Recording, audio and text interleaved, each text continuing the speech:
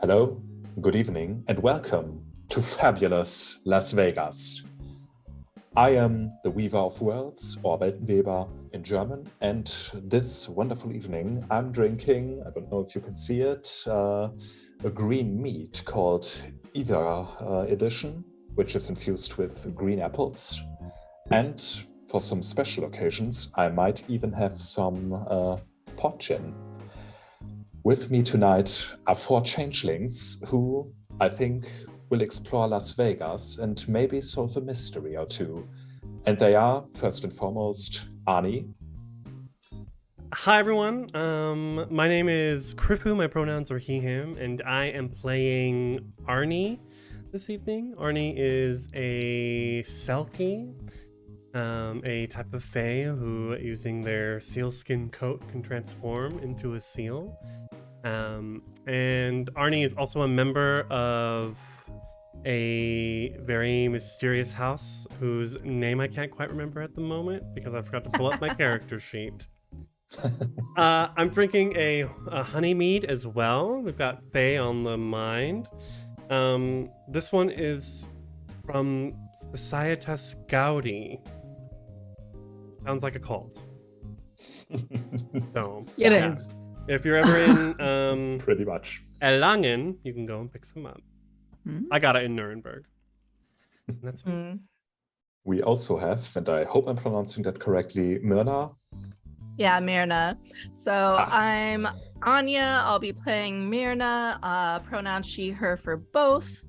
Myrna is a boggin. I just pulled up the description because I was like, how do I describe her? They're short and stocky, and she's just very, very chatty. She has a lot of personality. That's one way to put it. Oh, and drinking. Well, I'm finishing my hot chocolate that had Bailey's in it. It's nearly empty. So for ease, I'm having a Sauvignon Blanc that was just sitting in my fridge. Well, it says really tasty on the cover, so... Yes, it does. Richtig lecker, so it must be good. I don't know what it's from. I think it's from Richtig Lecker. Yep. That's the name of the company. So yes. Then Duster. Hello, I'm Hedgehawk. I'm playing Duster, both he, him. He is a knocker who basically excels at repairing things and, in a pinch, MacGyvering weird and insane chimerical solutions. He may be a little bit cranky and a little bit rebellious, but that can't do anything wrong, right? In terms of drinking, I'm not alcoholic, so I'm not drinking alcohol. I'm not calling anyone else an alcoholic. Perfectly viable. I'm just drinking it disappears, but it's just a glass of Vimto. Put it in front of your face. Like that. Yes. It's like a berry mixture of different berries. I don't know if you get it elsewhere out of Britain, but it's nice. That's good. And last, but certainly not least, Law. Hello, it is me, Inez. I will be playing and let me say this right, Slua, Ikith Law. She is very tall and lanky and very much a businesswoman. Let's see. Me and her both use she, her pronouns. And tonight I am drinking iced tea and eating Chinese food. So if you see me bow down, it's because I'm eating. Don't say anything about it. And I'm so excited. I'm so excited to be back with this group and back on the happy hours. Yeah. Same for me, and first time as a game master. Cheers. Cheers indeed. Mm-hmm. Cheers. I wanted to bring up, with the happy hours, we usually have a drinking game. So with like D20 stuff, it's when, crits or fails. With Vampire, I think we used bestial failures or messy criticals as well. How are we How do we want to do this with Changeling 20th Anniversary Edition? I think I'm gonna do this, or we could do this with, let's say, failures, which exist in Changeling as well. And maybe if someone, let's say, triggers banality, because that shouldn't happen. And, you know, a good thing to go against banality might be a little drink. Yes, that sounds great, actually. I was thinking Nightmare and Bedlam also would be a nice... Yeah. Bedlam would be bottoms up, I think. Drain your drinks. I mean, Let's go. I mean, I take double banality, so does that mean double drink? Uh-oh. Detox pills.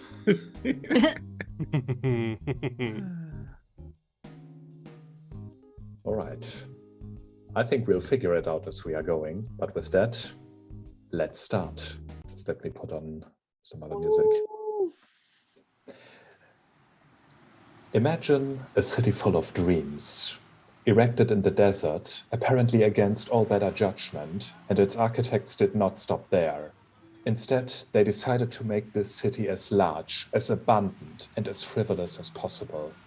A city where everyone can become a millionaire by sheer luck or lose it all, just as quickly. Where nothing is what it seems, and where promises are made and broken just like that. Can you imagine such a city?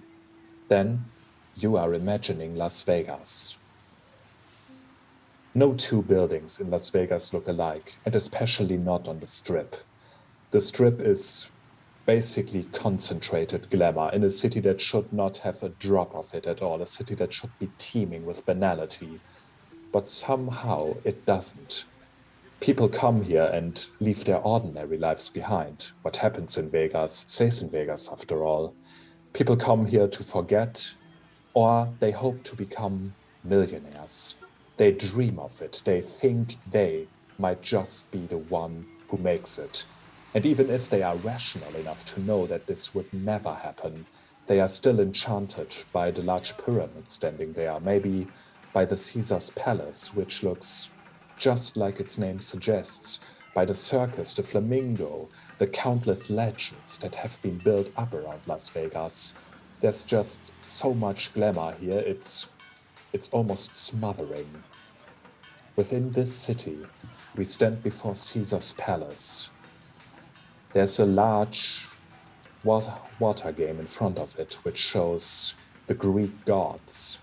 It basically, as soon as you enter the courtyard, you feel like you are in Rome, or at least a very, very convincing simile of Rome. And we see 4 people entering this place, looking for something or someone. What do they look like? To the outside observer, maybe, those who cannot see what Fae actually are and just see what everyone else would see, their mortal bodies, as disappointing or maybe unfitting as they might be. Well, Arnie is a tall and broad-shouldered young man, lean, muscular, fit, with short brown hair, brushed very, shall we say, waspy to the side.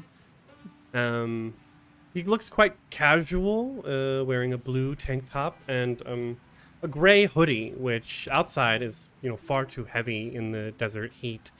But inside, where the air conditioning is blowing, it's not an uncommon thing. The wind blows around him a little bit, and you might be able to smell the sea somehow.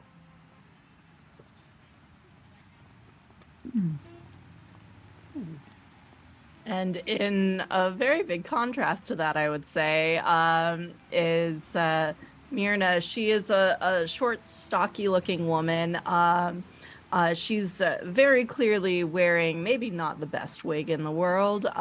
She loves wearing all different kinds of wigs. Not this one, though. This one's very nice.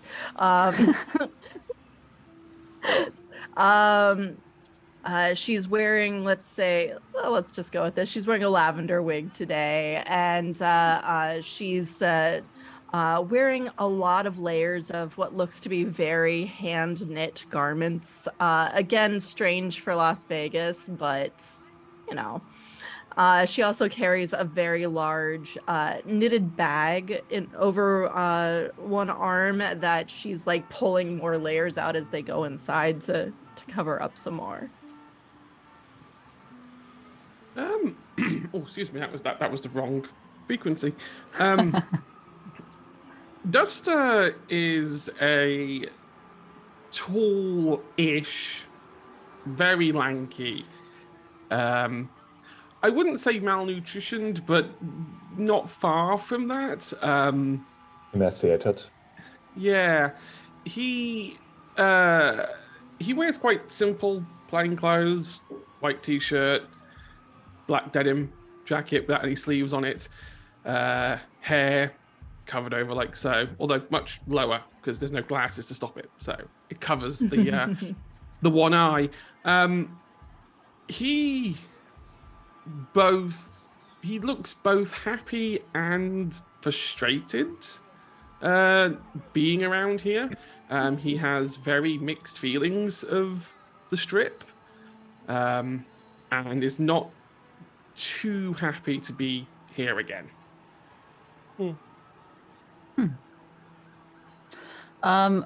Law is I wouldn't say she's very tall. However, she is very thin. And her limbs, they look a little longer than like a normal human, let's say that. You know, but it might just be that, you know, this person was born with limbs that are just a little longer, you know? It just all looks a little bit out of proportion. She wears a burgundy suit from top to bottom. Just that the shirt is black underneath the blazer. And she ties that with a burgundy tie though. And she has long black hair that is usually worn in a ponytail, but today for some reason it is just loose. Yeah, her makeup is nice. Let's say that. She wears some nice jewelry. Shoes wise, I think she always wears heels. All right. As, let's say, eccentric as some of you are clothed, you do not really stand out in Las Vegas. Most people are more or less occupied with themselves or with the spectacle. You know, right next door, there's a big fireworks show, and a few blocks down, there's a pirate ship that's currently burning down and people jumping on it and all that. So maybe you are performers, maybe you're just weird. It's Vegas. Be yourself.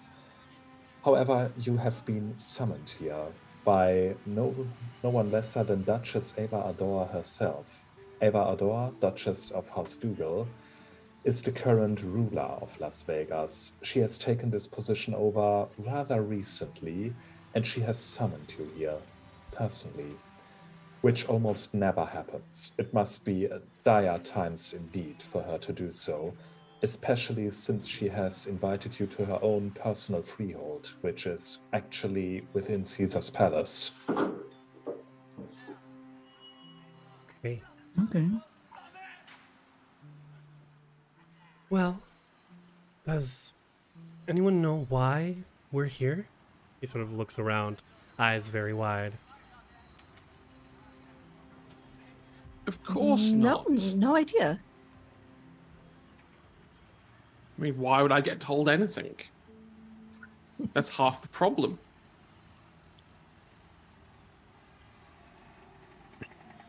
Do I know why we're here? You actually don't, and you have been summoned here on rather short notice, actually. I should maybe add to that, it's not quite night yet, but it's definitely dark. Although with Las Vegas being what it is, you cannot see a single star in the sky. They are all drowned out by copious amounts of artificial light. Mm-hmm. So you've basically only been told that Duchess Ava Adora is in need of you and your services, and that you are to report to her. Maybe a bit more, let's say, carefully worded. But still, make no mistake, this is not a plea, this is an order she has given you. Well, we did just come back from a quest after all. Perhaps, I don't know, people have heard of it. I mean, maybe. I feel like I would have heard something though. And Myrna is fidgeting with the chunky bracelets that she has on her wrists. Just they're cheap plastic beads and everything, just very very chunky and colorful. I just don't well.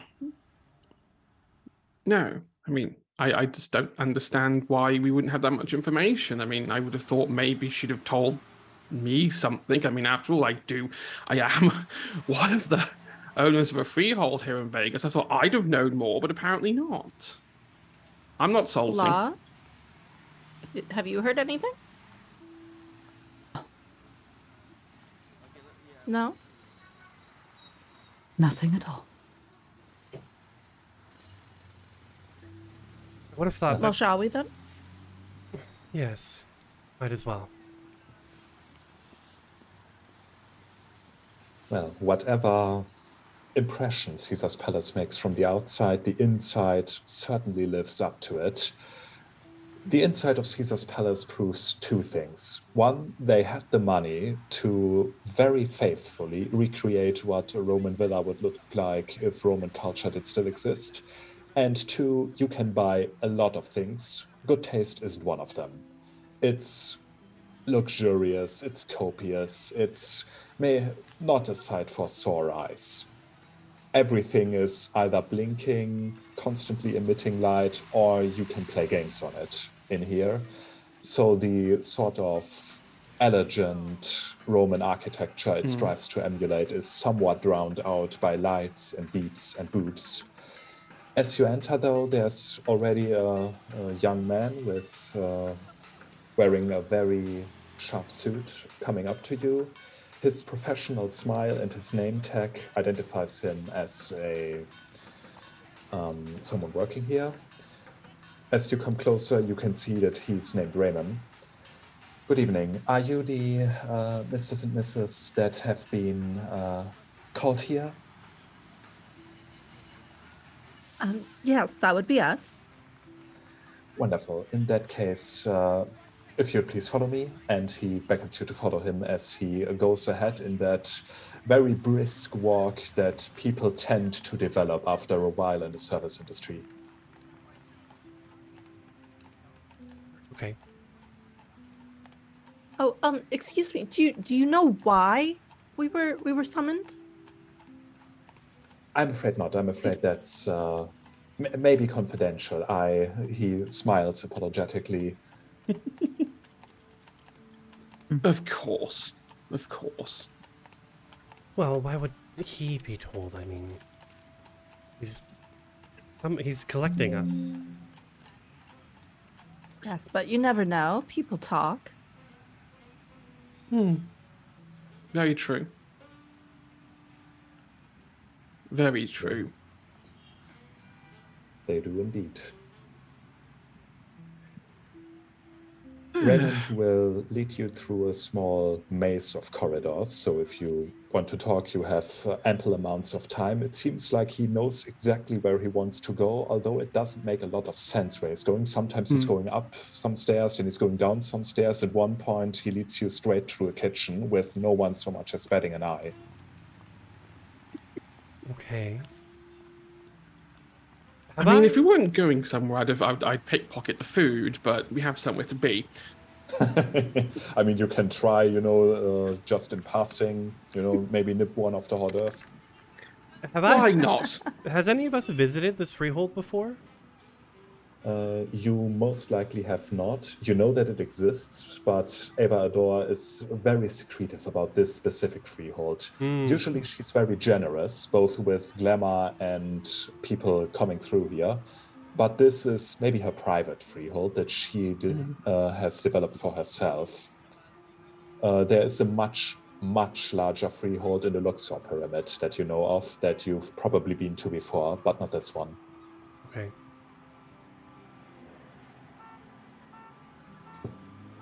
Oh, After grab a one of while, those however- pastries for me while you're grabbing stuff. Thank you. Fine. I mean, does anyone else want anything? I mean, should I just get a plate? Should I get you something? I'd recommend that your whatever you take is gone by the time we step in front of the Duchess. Oh, it's fine.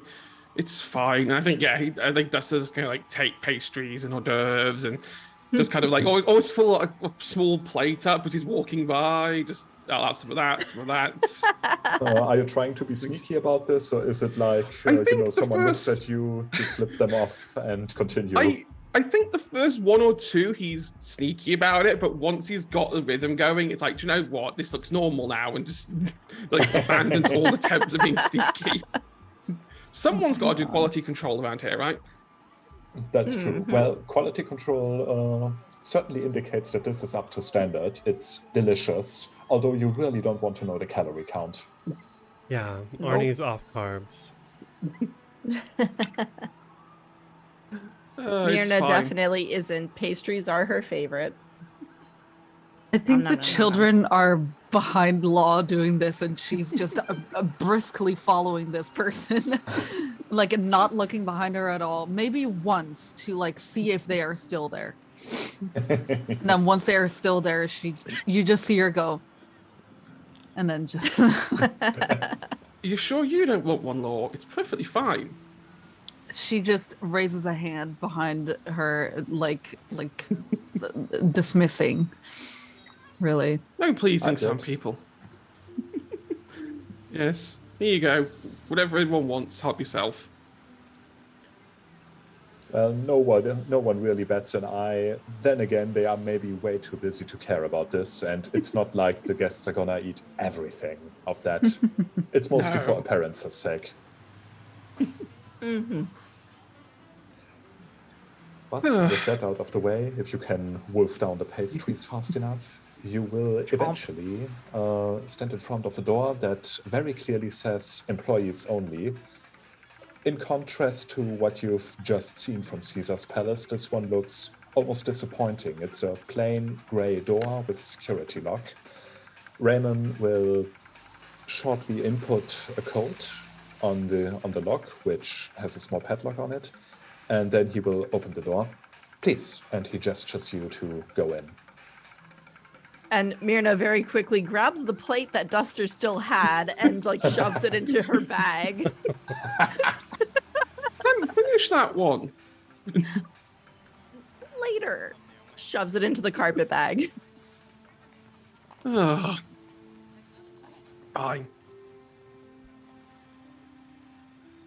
And we walk in? Yeah. Yep.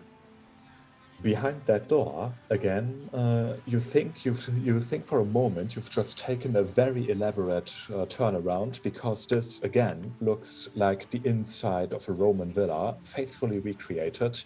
But then you realize the total absence of this copious amounts of light that you've witnessed before. Instead, this is very tasteful. In fact, very true to form. The one big light source you can see is a statue in the middle of the round room, from which several doors lead, maybe into other rooms, which shows Victoria, goddess of victory, holding aloft a torch, and within this torch burns what must be the bale fire.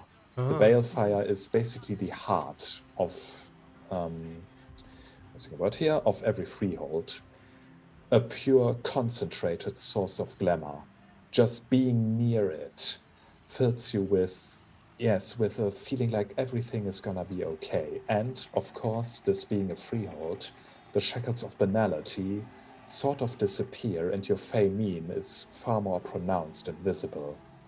What do those look like?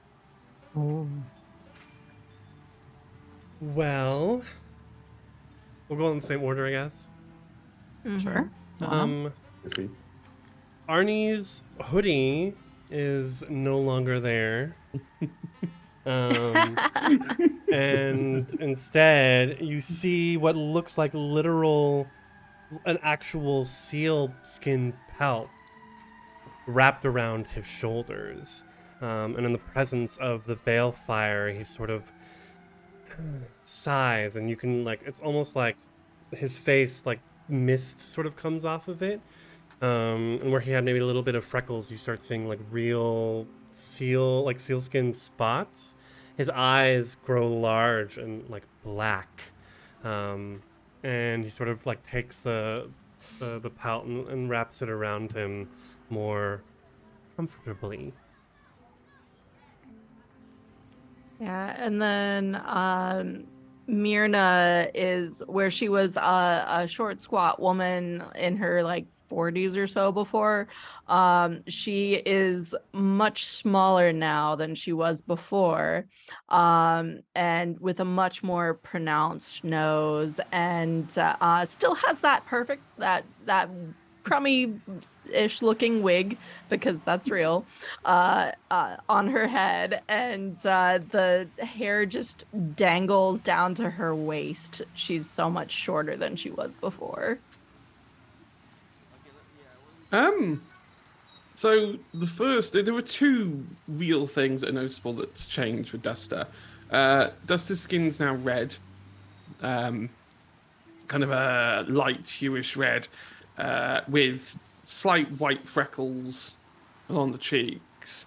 The other immediate noticeable change is the fact that his hair is now white rather than black, along with white eyebrows. His clothing has changed as well now that he's wearing slightly more comfortable clothing.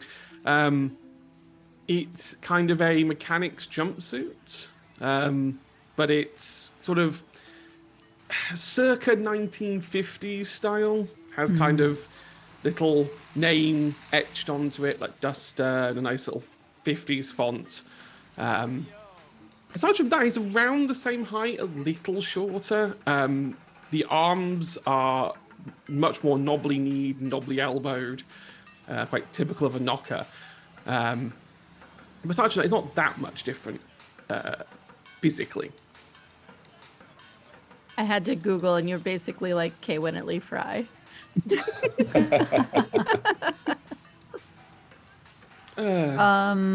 For Law, her limbs have become freakishly long.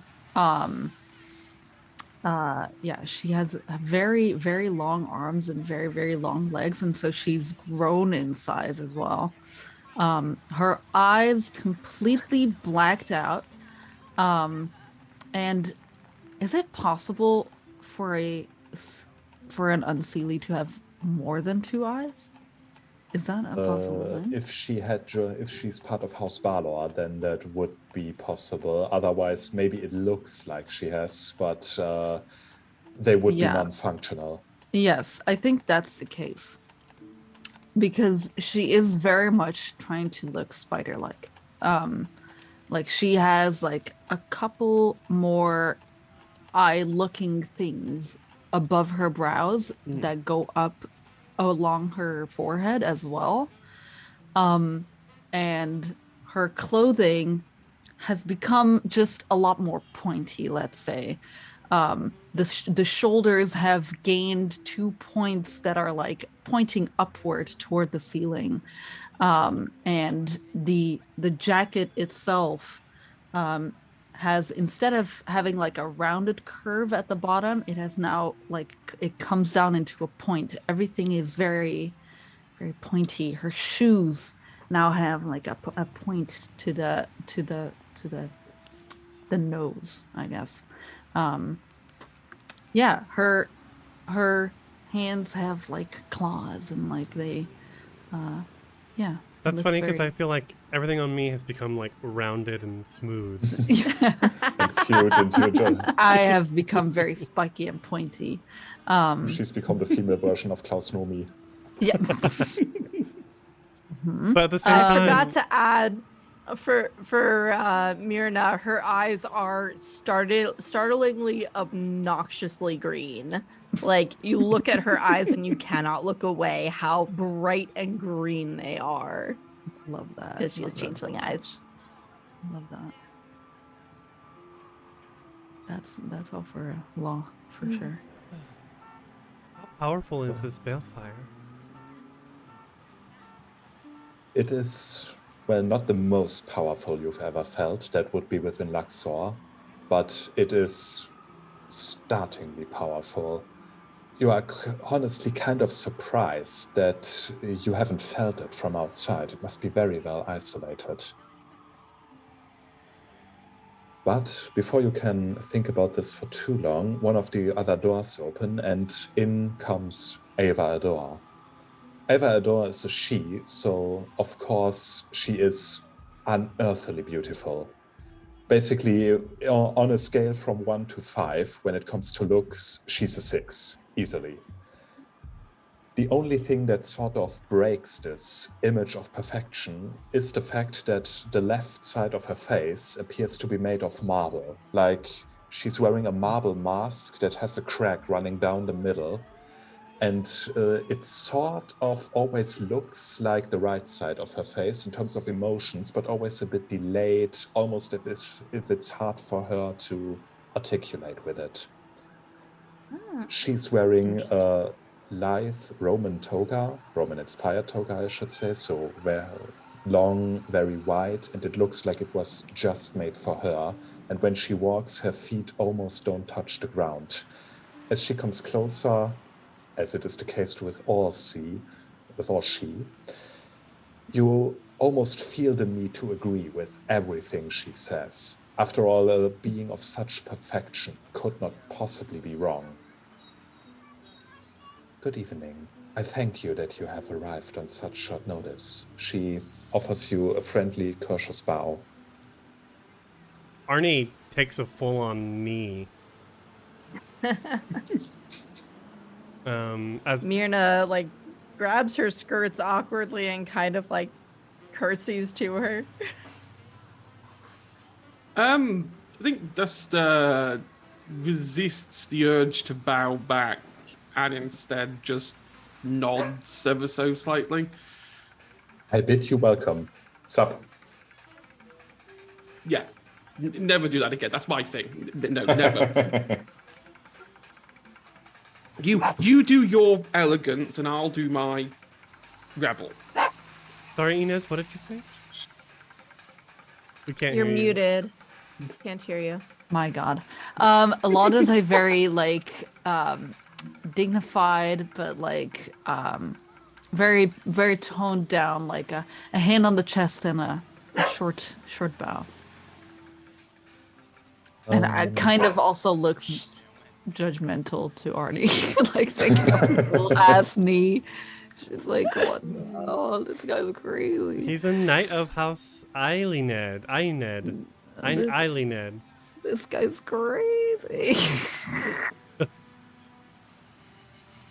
Well, just a question for me, since you have already adventured together, are you known by the name of the time travelers already, which you've sort of discussed? I see no reason why not, possibly. Unless anyone has a better name. I'm terrible with names. I thought that was fitting because as a motley, I would guess that we're regulars at Duster's Freehold. The end of time. Yes. The end of time. Exactly. Occasionally I like get it. some glamour there every once in a while. You can get glamour from me too. You cannot get glamour from me. It Get is outta here. an honor for me to have the famous time travelers within my humble abode, and I must admit that it pains me to summon you on such short notice with so little explanation. But I hope that what I will provide to you now will make everything clear. She nods. The left side of her face, made of marble, looks kind of sorrowful as she does.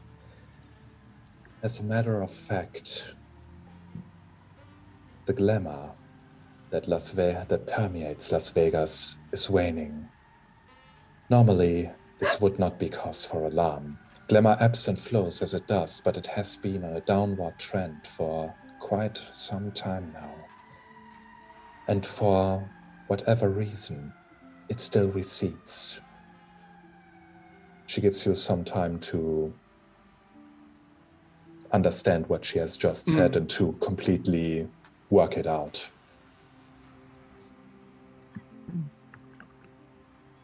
Oh, well, that explains a little bit about the balefire back home.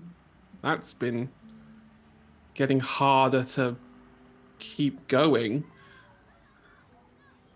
Indeed. It is the same for mine. It is the same for the one in Luxor. We still have glamour to spare, and in large amounts, if I may say so, which in no small part is thanks to Frankie and his work. But still, if this continues, we might very well encounter a little winter here. And with the rest of the world being dangerously close, we, of all, must try and rectify this. This is what I ask of you. Us? Reverse the winter. She shakes her head. Not the winter, my young friend, but what happens here. If we can work out, if you can work out what happens here, maybe it can be used by others. Las Vegas is an oasis, and it would cause me, and I think all of us, great pain to see this oasis wither and die. True. Do we have any inkling of what's causing it? I think Frankie might be a good address to talk about this. I, as much as it pains me to say this, am preoccupied with a lot of things that have caused me to lose touch with those I should rule over. Frankie, on the other hand, is free now. He might know something. My lady. Yes. Would not my master Count Zazwargan know of this receding of the glamour?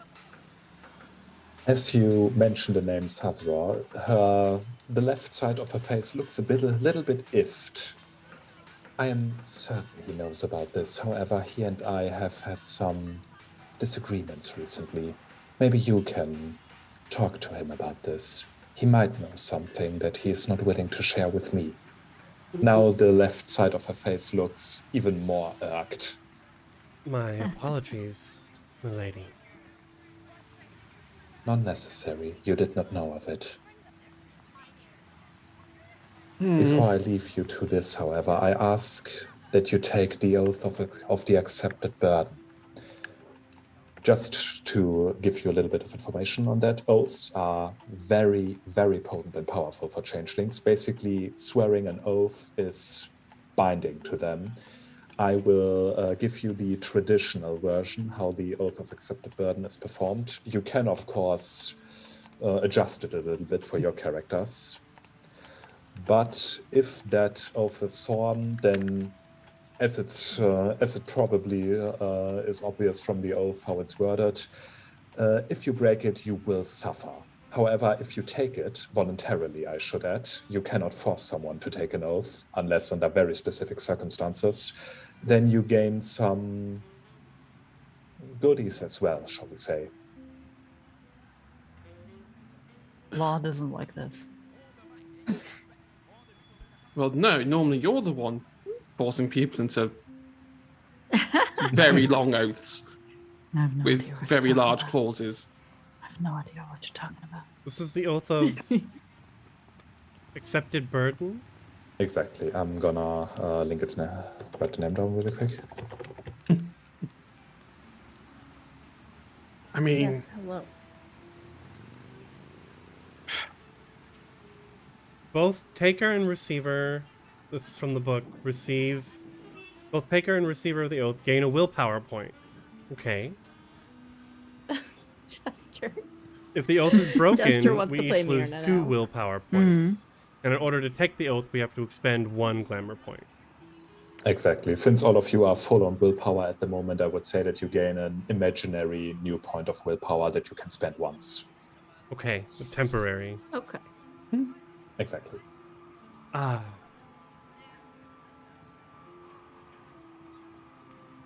If it is to serve the Duchy of Las Vegas, I will accept this burden,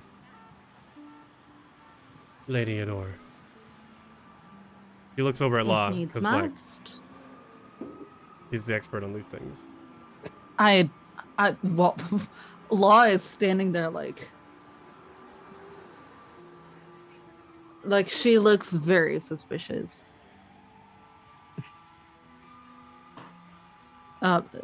She's also gonna ask, will there be written agreement? Sorry, I didn't quite catch that. Will there be written agreement? If you insist on it, then I can provide such, yes. Yes, I do. I look towards my motley and I say, never sign a contract you haven't read.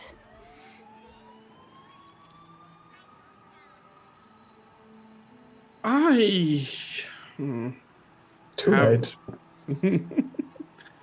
I have reservations on this. I don't like the idea of oathing myself to nobility.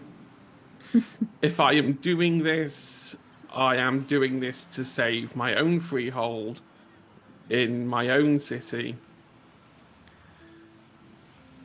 And that's that. He just like me for real. Just like me. Well, Unseelie. Just because we have different methods doesn't mean that the result isn't the same. My lady, do all of us need to swear an oath for this task to be accepted? I would prefer so. However, if you have, and her gaze lingers especially on Law and Duster, reservations about this, I think it is safe to say that solving this problem is within your best interest as well. I have no issue with solving the problem.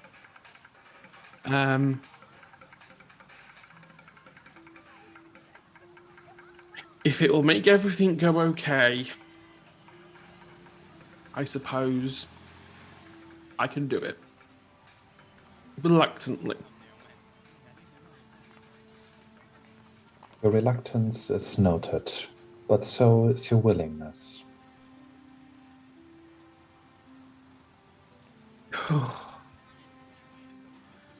Fine. Let's just get this over with. Myrna has somehow acquired a dog. Probably in her purse, her bag. Oh Yeah, yeah, Put it out absolutely. somewhere. It was in the carpet bag. Somewhere hidden in there. Yep. But she also is just like, of course, my lady, I'll agree to the oath. Then she beckons those of you who want to take the oath. Basically, taking an oath is just like standing in front of the one you take the oath to, recite the oath, expend the glamour if necessary, and bam, boom, done.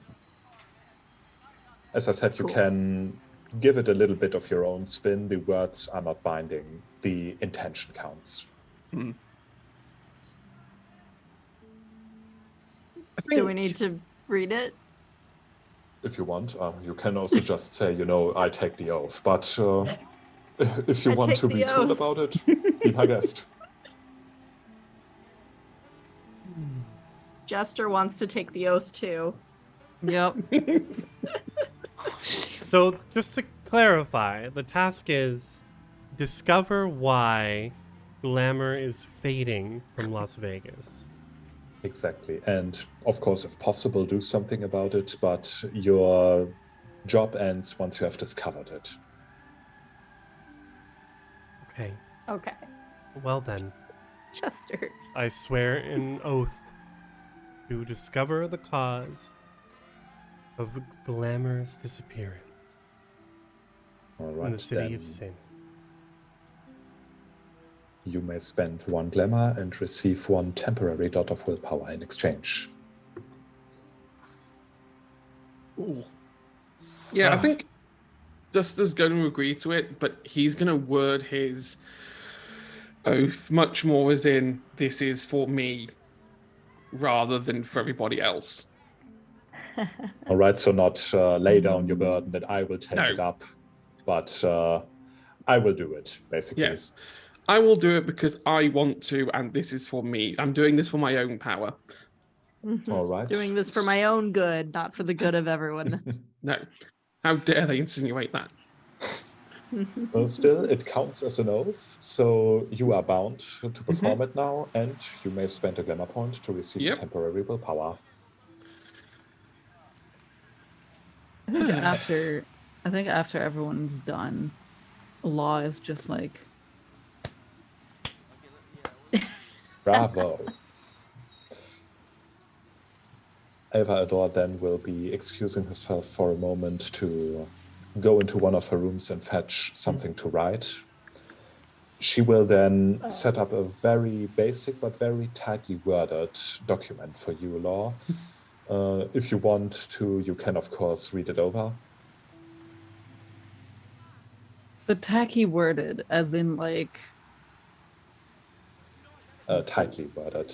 oh, Tightly. got it. Tight. Okay. Maybe Tight. tacky too. I mean, she is a fae, so a bit of Tacky. style never hurt anyone, but Exactly.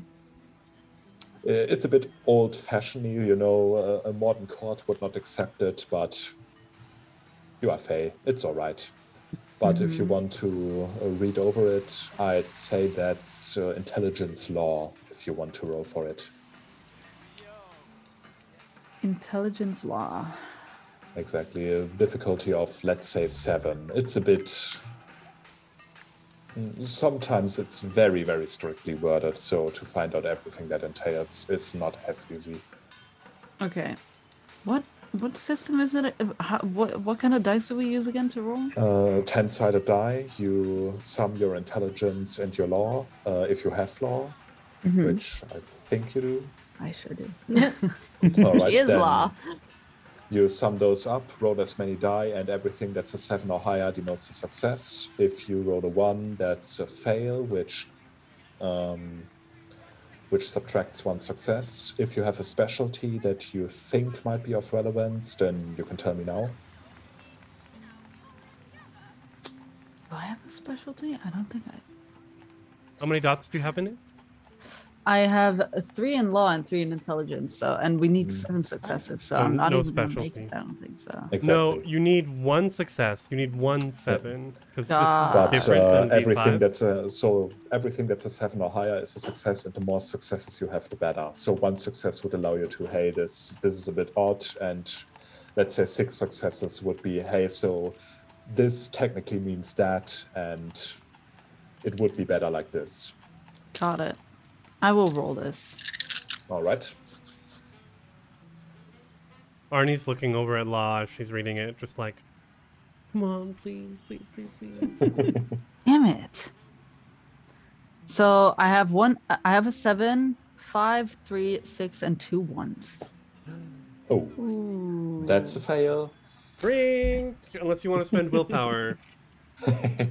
That's true. Do You I? can spend a dot of willpower to get an automatic success, if you want.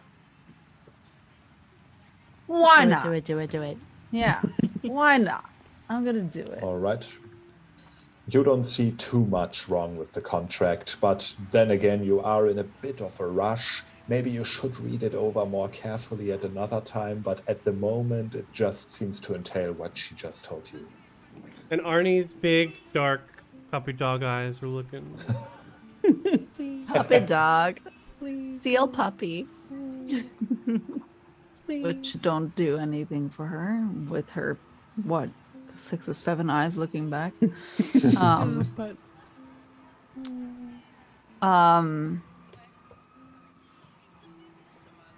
So it's a contract that will bind me to her until I have done the job, right? And then it's Exactly. Then it's over. Then you are released and you are free to do whatever. fine. She will sign the document. All right. A bit of a weird way to seal an oath, but I'll accept it. You can spend 1 glamour and receive the willpower you just spent, basically. How much glamour do we normally have, by the way? As many depends- squares I as you normally have? have 5. Exactly. You how have many squares 4. You should have 4 glamour and 5 willpower as a grump. Exactly. Got it. Unless you bought some more. You can, of course, regain glamour various ways. I have my cheat sheet open, Mhm. so if anyone wants to regain it, either now or later, we can do that. So I spend a glamour to regain a willpower. Yeah, Right? by taking this off. Normally, that's not Yes. something you can do, but in this case, you can. Got it. Okay. All right, Yep. does Myrna take the oath, or doesn't she? Oh yeah, she was just like, yes, hi, I agree with the oath. Cool, we're good. All right. So yeah, same to you. Spend a glamour, gain a temporary point of willpower. I'm trying to glance around. Ava then gives you a nod. It is rather late now, so I think Frankie, if you want to talk to him, would be at the Blue Moon, which is the bar he has taken up running since his retirement. Do they have Blue Moon beer there? I do not know, I must admit, but befitting his unique sense of humor, they most likely do. Okay, my lady. And when we return, I hope that we have information for you. I wish you the best of luck. Thank you. We'll do our best. And just like that, you are free to go. For the moment, at least.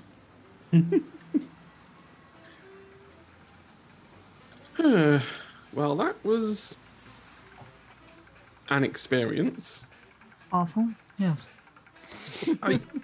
From what I know, she's not that. She is a trustworthy and open leader, but a little bit inexperienced. Sure. That pretty much covers it. She's been Duchess for a year, which is really a very, very short time. But I wasn't aware that Zazror and her were fighting. That doesn't sound like him. He tends to get along with all he serves. Ugh. Personality clash? I mean, that is what he says to you. I think you He see, wouldn't like, lie to me. What? Of course he wouldn't, sweet child. No, Zazror has trained me well, but, well, he has been quite distant as of late. So Myrna motions for you to be like, come down to her level because she's like half your height from here. And she just pats you on the head. It's okay. Which is very entertaining because she's so much shorter than you. She's like, pat, pat, pat, pat, pat. It's okay. Short mommy type. He sighs contentedly.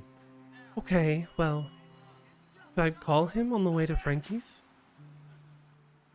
Why not? The more information, the better. I see no reason why you can't. So, how are we getting there? What car? Are we in someone's car? I have a Jeep. You do? Uh-huh. Like one of those cool open ones. Oh my Oh, god. God. Have you ever actually driven in one of those before? Because they are miserable. Yes, yes, I have. 2 hours on a highway. It's not fun. He mainly only takes it like when he has like breaks from the shows out to the coast. So it's about 4 or 5 hours to the beach. So we're probably not taking that. Does anyone else have a ride? I mean, Law does. Absolutely. She drives a hearse. No, kidding. No, she drives like a black sedan like station wagon. Like Once again, Inez is driving. I'm always driving. Ever and always. And you're I also love it. always I wearing mean- suits. Yeah, I mean, I don't know yeah, what she's talking about. Duster can offer to drive, but he definitely would be good at it. Myrna does not have a car. Especially if we were going to Caesar's Palace. We probably took the sedan. Yeah, Yeah. I took my car. So maybe I'm next. Maybe I'm shotgun. Sure, why not? And the kids are in the back. Myrna has a booster seat. No, I'm kidding. We're back in our human forms for now. I mean, we can't because you can like I think you can expend glamour or make a kenning roll to try and see people's famine outside of Freehold. Exactly, and you can at least catch a glimpse of it most of the time if you have glamour, and of course if you are near the dreaming, as for example in the freehold, then it usually shines through. So I wonder if it's the sort of thing like out of the back corner of my eye, I can like Law looks like she's like hulking over the steering wheel. But then when I look like at her directly, it's just the Yeah, normal probably suited like that, woman. or it's like, superimposed over her just ever so slightly. That's cool. Yeah, no, in her human form, Myrna's like 4'10" or so. She's pretty short. Even shorter as a fae, Mm-hmm. like a pixie. Mm-hmm. So Arnie will pull out the phone, kind of think for a minute, and then call his mentor, Count Zazror Gan, an Arcadian she of Count of House Ailey Ned. His mentor or his mentor? No, I'm kidding. My Oh mentor. my god. No, I don't think there was ever any. If you're asking, I don't think there was ever any. Yes, like they a were both Greek gay mentor. men, but there was no, there was no sexual stuff that happened between them. I'm just being half a bottle wine drunk. It's so a fair question. I mean, Arnie and Selkies have a reputation for, rather unlike satyrs who, let's say, faunicate. have a party. Yeah, a Selkie has many lovers on the other end, and each of you know that you know of at least one of Arnie's lovers. However, Selkie are always drawn back to the sea, so every one of their courtships usually ends in tragedy. As yes, they love. It's always like, I love you, but the sea calls to me. I cannot stay here. Promise you'll remember me. Yep. And then they go to the dramatic. next sea and do it all over again. So I call Count Zazror again. Yeah, it's ringing 1 times, 2, 3, and then he picks up the phone. You hear a slight bustling in the background, almost as if he's on a train or something. Yes. Master, he says, noting that at least 2 people in this car will like roll their eyes when he says that.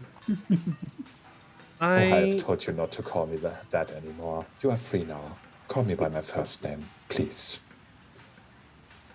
Zazror. Me and my motley have just left Caesar's palace and have learned some information from the Countess, from the Duchess that surprised me.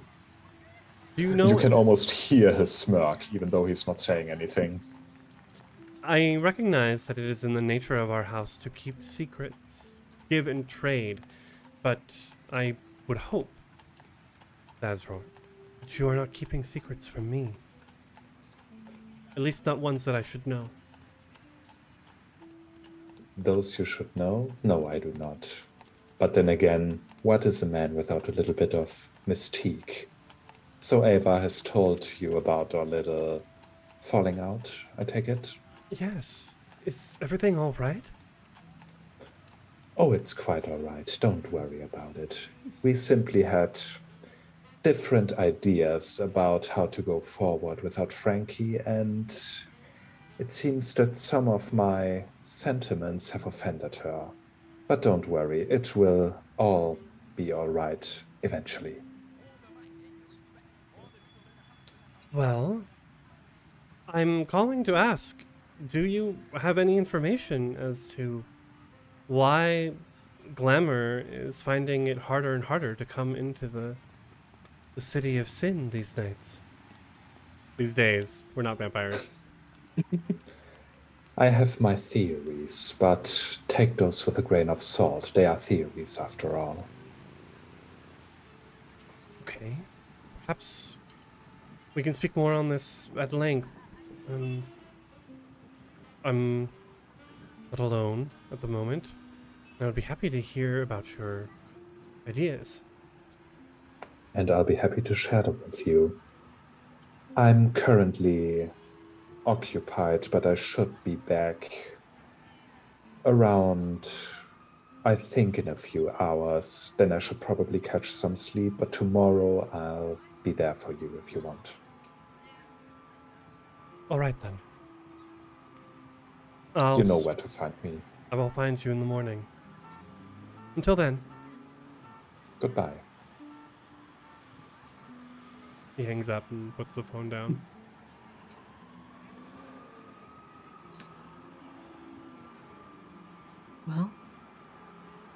Well, it's clear that the Count and the Duchess have opposing viewpoints. And I fear that he's taking his leave of her court. Although I can't say that for certain.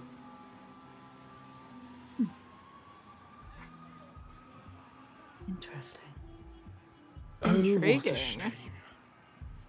Well, Duster, it is unfortunate. Of course, it does not lessen our status in House Aliened, but it does. There is shaky ground on our footing here in Las Vegas. Because heaven forbid we weaken that footing. I would hope that we would strengthen it through our task this evening, or in the next few days.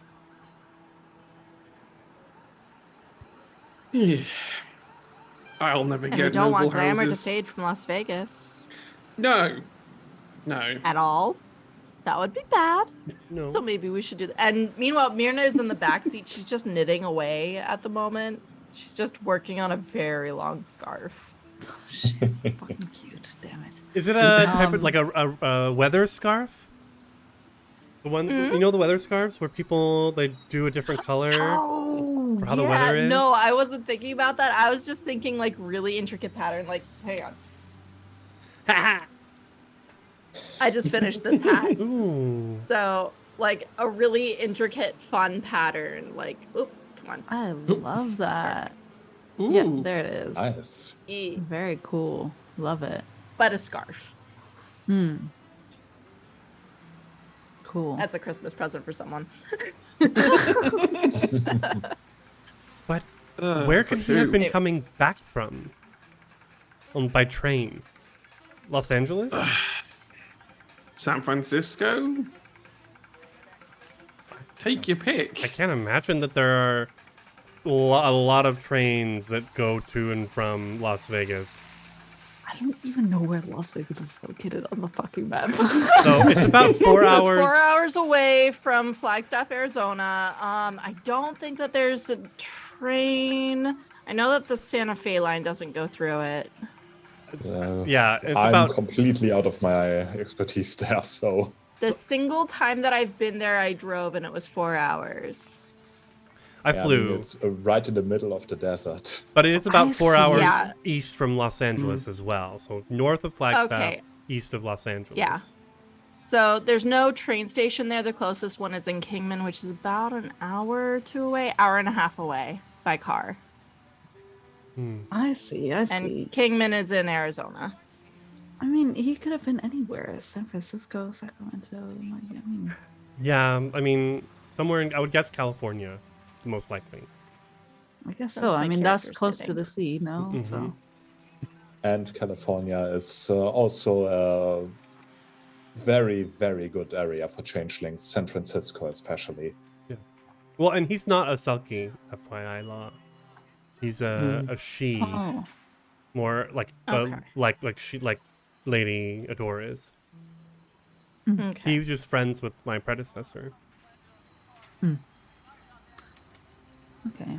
Well, All right, then, yeah, think- I think either you already know the address of the Blue Moon, or it's not hard to find.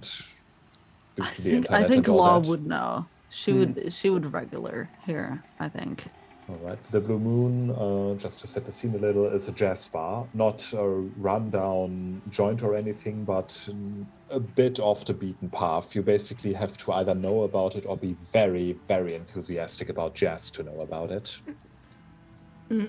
And Law That sounds is, painful. so- No, Law's very enthusiastic about jazz. She likes it. She likes it a lot. Thinks it's so relaxing, after a Is hard that- day of bringing people out of their money. What? Is that why your like band contracts sometimes fail?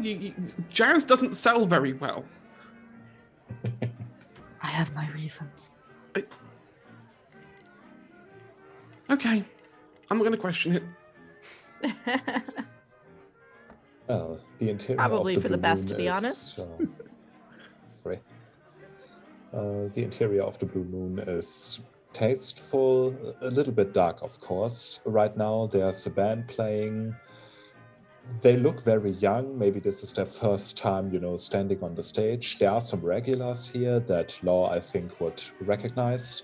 There's also someone that I think Arnie will recognize. There's someone sitting at the bar. He has two glasses that are already empty next to him and a third glass with a whiskey.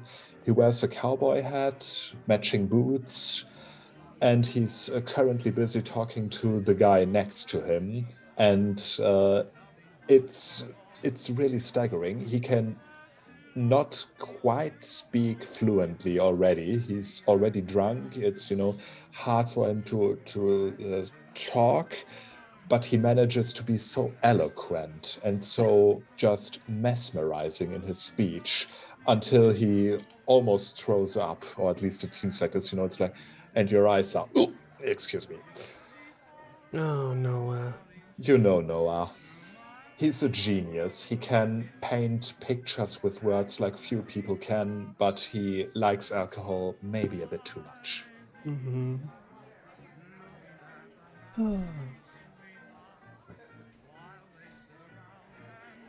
I hear the sigh. I think I go. Everything all right? Well, and you can see the direction he's looking in. All of you know of at least one of my dreamers, and Noah is one of my dreamers. The other one is quite opposite, doesn't come to like a dive bar like this. Would be out at a club dancing, or in a cabana at a pool party. So, do either of you also know? Have you seen Noah before? If I frequent here, then I might have. So then Yes. Law knows who you recognize him. and know our He's here relationship. sometimes. He's nice enough. He can basically, if you ask him to write a song for a band, then it's gonna be the most beautiful text you've ever heard, or at least very, very close. But usually you have to tell him, I think you had enough. He doesn't get aggressive or anything, more like melancholy, but Yeah. if you let him, he drinks and drinks and drinks. Understandable.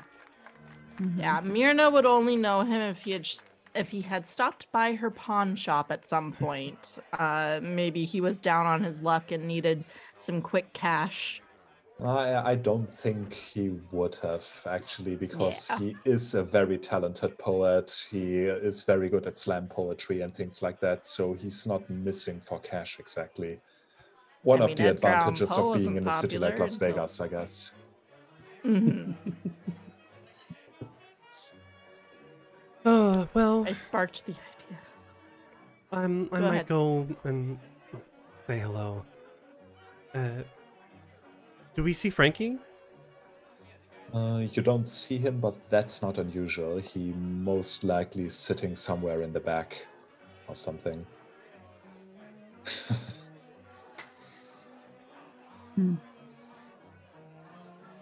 If you'll excuse me.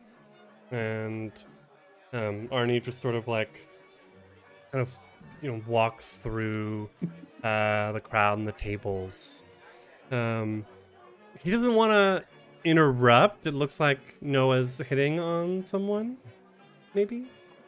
He's trying, at least, and he seems to have mediocre success, but eventually the guy he's talking to realizes it's late already, but Noah is successful in getting his number, at least, to which he rewards himself with another sip of his whiskey. Okay, I'll like kind of hold back until they're finished because I don't want to, and then sort of slide in walk next to back. him.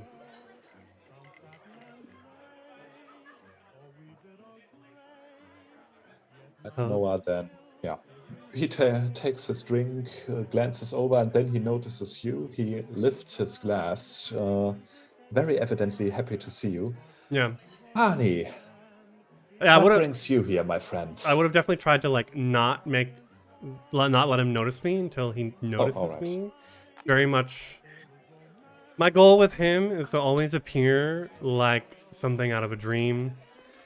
That he's always putting me on a pedestal as much as possible. And just like I want that magic to sort of be effortless. All right, so you want to not be spotted by him at the moment? No. I would have waited for him to notice me, but Oh, all right. I know. Then Hello. you always appear at just the right time, just when it's like, I don't know, he takes another sip. Just when I already think I've had a full course, you appear like a dessert. No, forget that. I could be your tiramisu. Did you know that tiramisu means pull me up? Well, I will certainly try to. I'll like get the bartender's attention and point at the whiskey and point at myself. The bartender is a young woman, platinum blonde hair. She wears a very almost frilly pink dress, and she nods, then looks at Noah and makes a quick gesture that is clear that if you hand the drink to him, then she will have a word with you. I won't. In that case, you are a few dollars poorer and one whiskey richer. Here's... So, my friend, my tiramisu, he smiles and giggles a bit at the metaphor. What brings you here in this wonderful, wonderful place full of the sweetest notes man can hear? I'm here on a visit. The owner, in fact. Oh, he nods. What a gentleman he is. Have you I met him? rarely see him, but he really knows how to set the scene. He does. If there's anything I would call him, it would be a scenester. Frankie is from a different time. Oh, absolutely. But the way he moves, the way he talks, I just can't get him out of my head. Well, and I'll like stroke my hand, my fingers along his cheek. I hope he's not the only one who is running around in that mind of yours. Oh, he is running in my mind, but you, my dear, are on a pedestal inside it. You are the palace he runs around. And then I'll like bring the fingers down to his chin and just pull him in for a light kiss on the lips. He reciprocates. He almost melts in your arms. Being embraced by you to him is worth more than all the whiskey in the world. At least that's what he says. And I would love to pull a point of glamour off of him. Oh god, that sounds so wrong.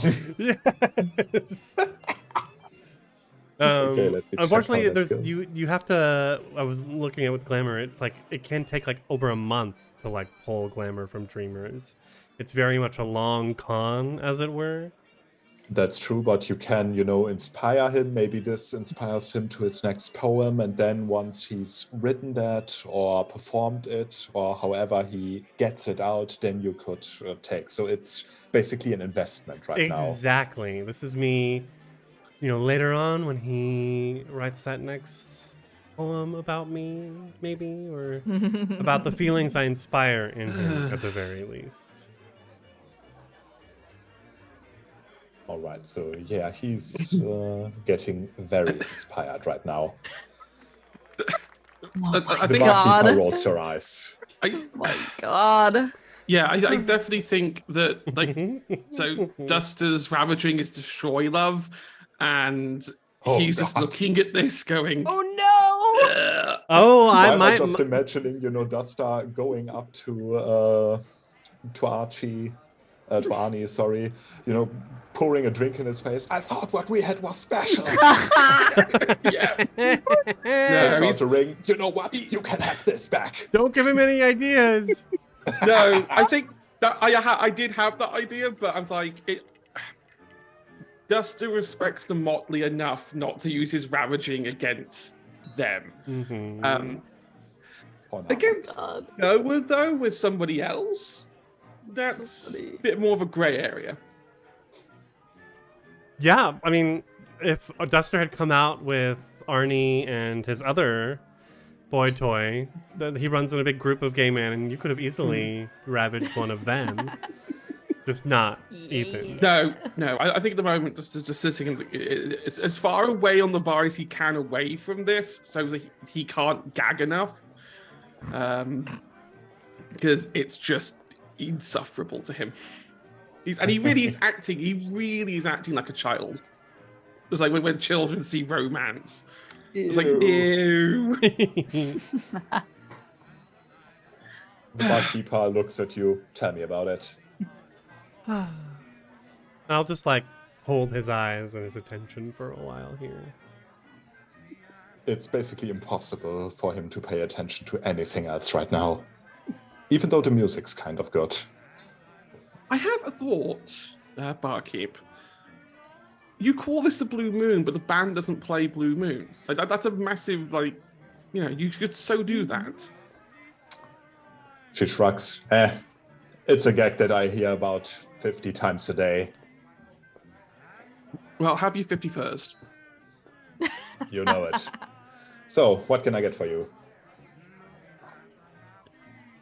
I think I am going to have. And he thinks for a minute. He's like, I think I'll just have a Coke. I don't Man, think I you're the want life to of the drink. party, aren't ya? One Well- Coke? Yes, reasons. $10. Yeah, I mean, yeah. You see, if you've seen who Vegas, I'm baby. with, one of us has to be responsible. And I don't think Mr. Touchy Facey over there is the, epitome of responsibility right now. Hey. She looks over at the two and gives it a shrug and pours you a Coke over ice. There you go. Oh, thank you. When was I the one that was responsible? What to say? Oh, God. What are you, a grump now? Law Don't ask. definitely goes, you're not. Thank you. Thank you. I need that. And Mirna ties off the knitting that she's been working on and snips a few threads and just plunks it down in front of the bartender. And it's just like, this is exactly your color and you must have it. A gift. And it's like this beautifully knitted, like with the twisting detailing that looks like vines, and it's a beautiful green color that would perfectly offset the bartender's skin. She actually blushes a little bit, and like, oh, this is, I don't really know. Thank you. And she immediately puts it on, and does a little twirl. She looks positively exalted. Does that become a tax write-off? Isn't this a gift? It's also And tax I don't know if deductible. this would do anything, but like my musing is that I inspire creativity. So if that inspires her, awesome. If not, like maybe it inspires her next drink. I don't know. Amusing. Let me see. That's actually an oversight in my cheat sheet. Let me check. Ah, how dare it? Glamour In my defense, I didn't make it. I just bought it. Glamour is hard to find. That's It true. is an interesting challenge. Unless you're willing to go to dark places to get it and do unspeakable things. That's I have true. no Then idea it's what you're talking abundant. about But once honestly, again. if you do that, then Myrna is sunshine and daisies and bringing joy to people's lives. Yeah, law is making contracts that are totally fair and very, very good contracts. And that law abiding. And But very law abiding. Yes, absolutely. right. By the way, if you want to regain glamour, since I have that open right now,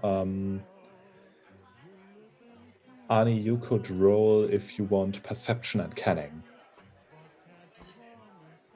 Perception and canning. Exactly. I'm gonna offset that maybe with the time you already spent with Noah, because it's not like you just met him. Okay, I'm rolling 7 dice. What's the difficulty? Difficulty 8. Ooh. you got this. Do it. Shut I believe up.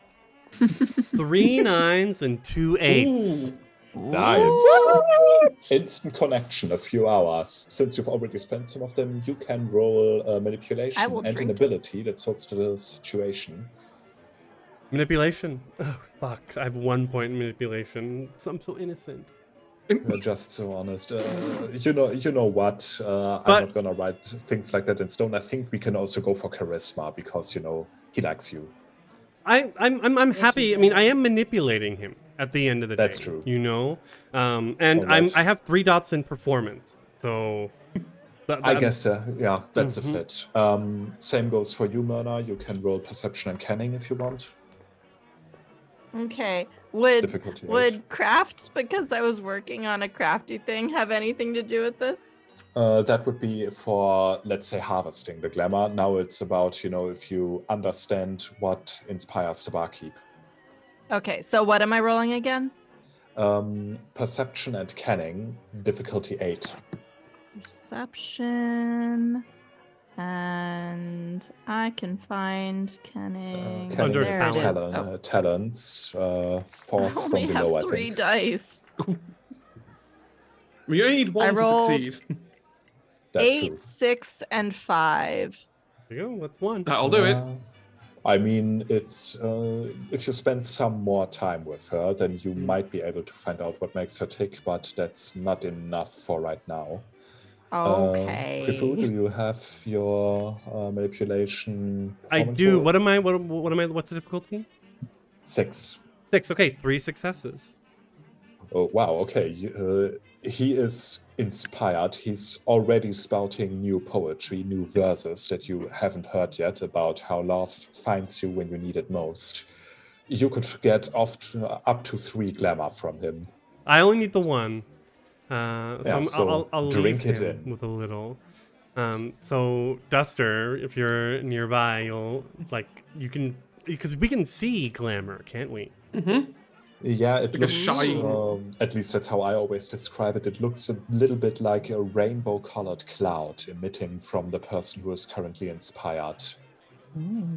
So you can see me just like we are like soft, like pecs, like turn into like one very deep French kiss.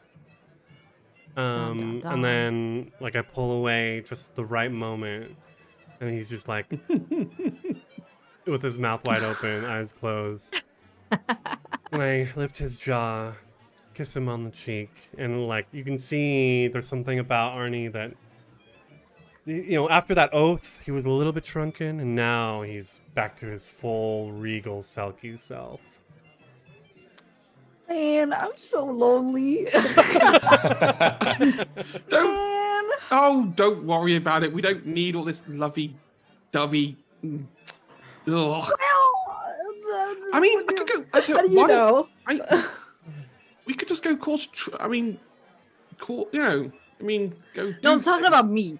Out of character. Me. I was gonna say. No, I'm talking about me. No, it's fine. Don't worry. It's cool. Yeah, but don't forget, this love is doomed for tragedy. So You're right. You're right. I must return. Myrna's back already someday. working on a new knitting project. It's like, that's cute. See, that's the song. That's the poem/song I want to hear. Is the breakup one? That's interesting. The rest of it can all. Oh yeah, I mean, listen to when My I leave, Chemical his Romance or heart something, will then. break. Yep. It's Oh, it will not only break, it will shatter. It Like- will completely devastate him, and maybe then he will write what will become known as the greatest breakup poem ever. and that's when Wow. you can move in, but not until I'm done with him. Yeah, that's when I can move in and sign a very good deal. Uh-huh. Hey, I know you true I can love lock left you in and at a really everything sucks, low but rate. can I offer you a deal? Yeah, of course. I can lock you in at a really low rate. I can I will give you thousands for this breakup poem.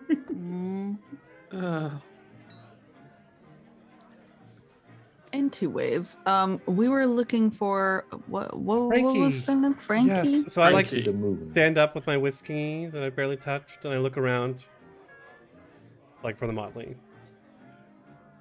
You And, I mean you see law. I It's not just saw that the Zen of Games with Kenning you can sense glamour, so yeah, that's completely right. Just wanted to mention that. But yeah, Noah just looks after you. He hates to see you go, but he loves to see you leave, if you catch my drift. Yeah. Watch that booty. And he's off carbs, so it's a very good one.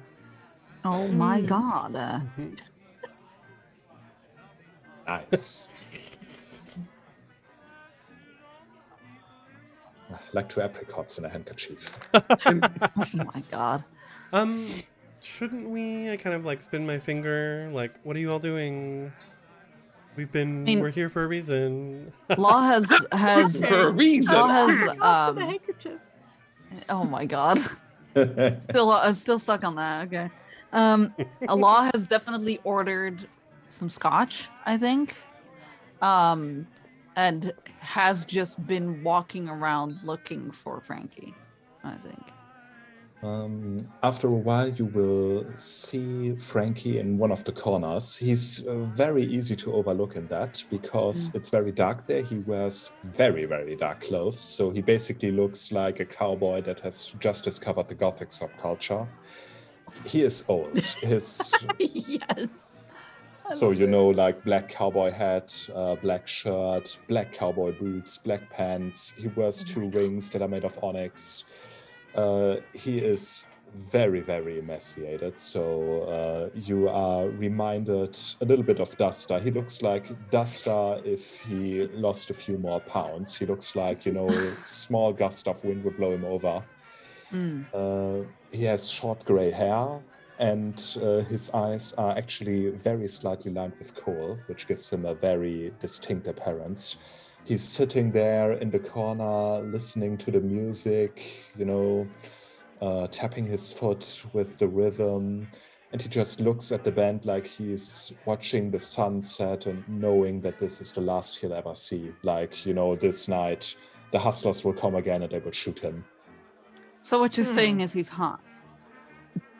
If you like older man, then yes. He has a God, he very sounds so I hot. mean, a very Silver regal Fox? kind of. So he's not hot like a young guy. He's hot in the way that someone who has lived through a very rich life is hot. Yes, but he's George also Clooney. all black, and then lining your bottom line with it's Anyways, His skin is also extremely, or not extremely, but he has a lot of lines on it. He's definitely over 60, maybe 70, or a very, very fit 80-year-old. I mean, Law is also quite old. I've established that Law is about I don't know, pushing 50. Yeah, that's where I would have put her as well. Yeah. So I think if she sees him, she kind of turns around to her motley. Wherever they are, they're probably scattered throughout the bar, but like she tries to get the attention of at least one, and then just kind of nods toward the corner. I don't know whose gaze she would catch. I I think mean- probably Duster's, because Duster's doing anything to avoid looking at the bar now, because it's getting unbearable. Mm-hmm. Yeah. I don't know. Myrna's happily talking about knitting patterns to the bartender whenever she's not busy. Love that. He's All very this- much into it and enjoys talking to you about it. All this glamour and not a drop for you to drink. That's okay. I like inspiring her to maybe Damn. take up knitting anyway. I'm making a mini scarf. I think, I think Duster's So going to cute. walk over to Law and look in the corner and look into the darkness and just pull out his phone and turn his torch on and just shine it into the booth. Why would you do that? And by torch, you mean flashlight. Flashlight, Yeah. torch. Yeah. Because we're in Las Vegas, so it's America, It's baby. American. Marga, if you say a torch, I'd expect a flamethrower. So, do Stick you have with the any idea fire how on fast you are top. going? Okay, flashlight on my cell phone. God. Yeah, Frankie sort of narrows his eyes at this and then looks up. I think he recognizes Law first, because even if he can only see her silhouette right now, I think she's very distinct if you've met her once. Absolutely. And it's also very distinct that Law almost hits the phone out of Dusty's hands, saying, "Why would you do that? I need to see.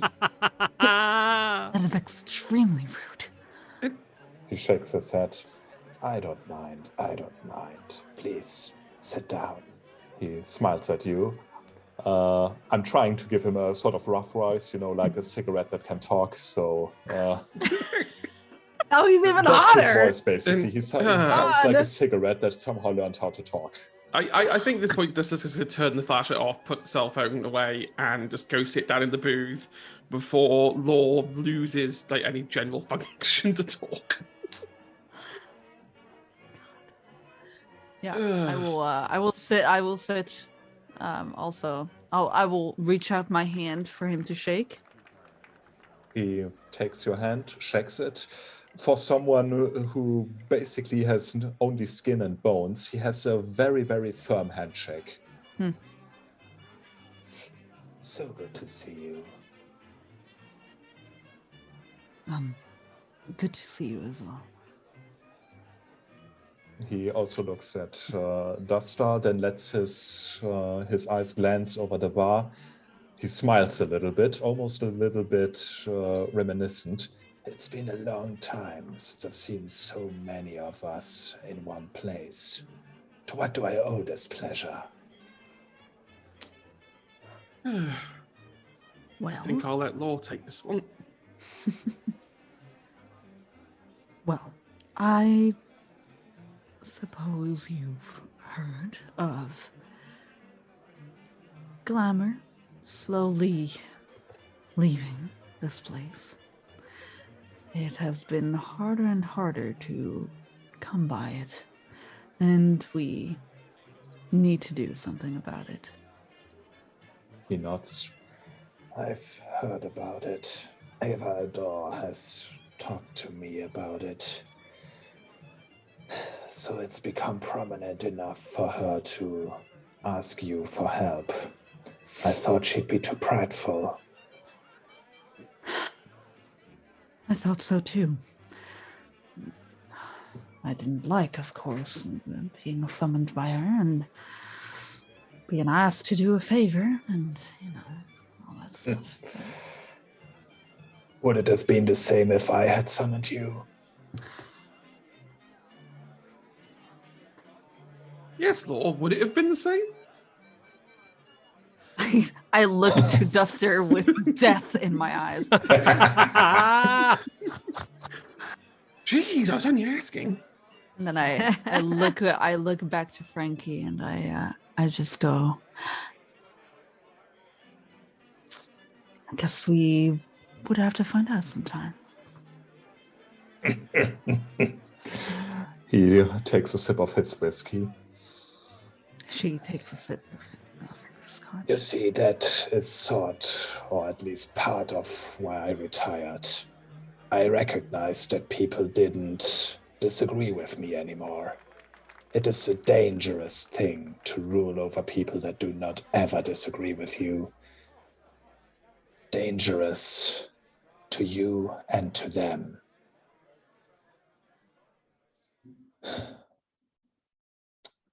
But I guess you want to hear my theories about why this happens and what I would do about it.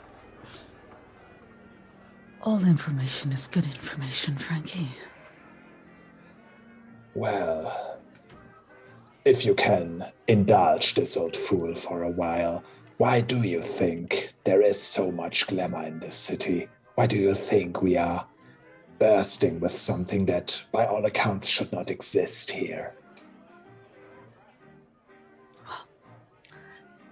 Freedom, I think. It is so easy to leave your own world behind here. Just for a vacation, a couple of days, and then return to whatever foolish thing you were doing before. Yes, that is one reason, but there is another. Money. People come here and dream of getting rich. Few do. But occasionally one gets lucky. They beat the odds. They bet on the right number, they pull the one-armed bandit at the right time, and they strike it rich. And when they strike rich, others see it and dream of doing the same. And with time, someone winning $1 million at the one-armed bandit becomes someone betting on the right number at roulette and winning $10 million. People dream about this. People covet it. And it happens less, I think. I think fewer people win money here, and that's the problem. You cannot buy glamour, of course, but you can buy hope. So what I'm hearing is we need to take down all the casinos. I like your way of thinking. But no, you need to find out who manipulates the odds and to talk to them, because they are killing us. And maybe that's their intention.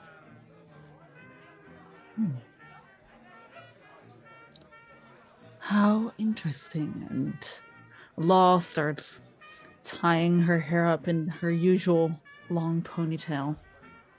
Is that her way of saying now it's business time? Yes, it is. How did you know? That's crazy. She just goes, well, Frankie, where would you suggest we look first? There is someone I know, but it would be hard to talk to them. Did you know there are others in this city, not changelings, but others who hide from the eyes of ordinary mortals? Others being... Vampires, kindred they call themselves. I occasionally talk to their leader. They call him their prince. I must be honest, I avoided them. They are banality incarnate. Just being near them drains you. But occasionally I couldn't avoid it. We had sort of a agreement. And I trust that Ava has talked to him as well, but we never got along, really. A prince in Las Vegas. Indeed, from what I know. Maybe they changed, I do not know. But he was called Benedict, and he resided... He will give you an address. Mm. Be wary, though. At this location. They are...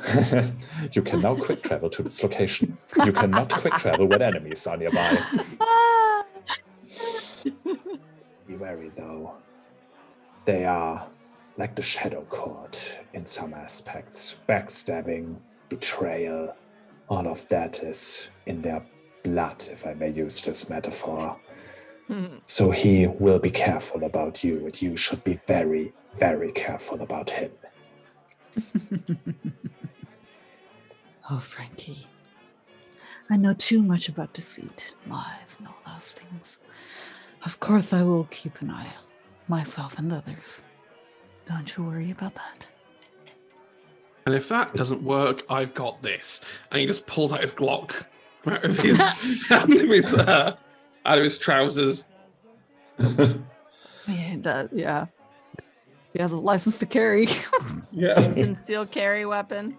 I mean, it's America in the world of darkness, so basically There you anything go. short of a flamethrower or a rocket launcher you can carry. Yeah, you got a gun. Don't worry about it.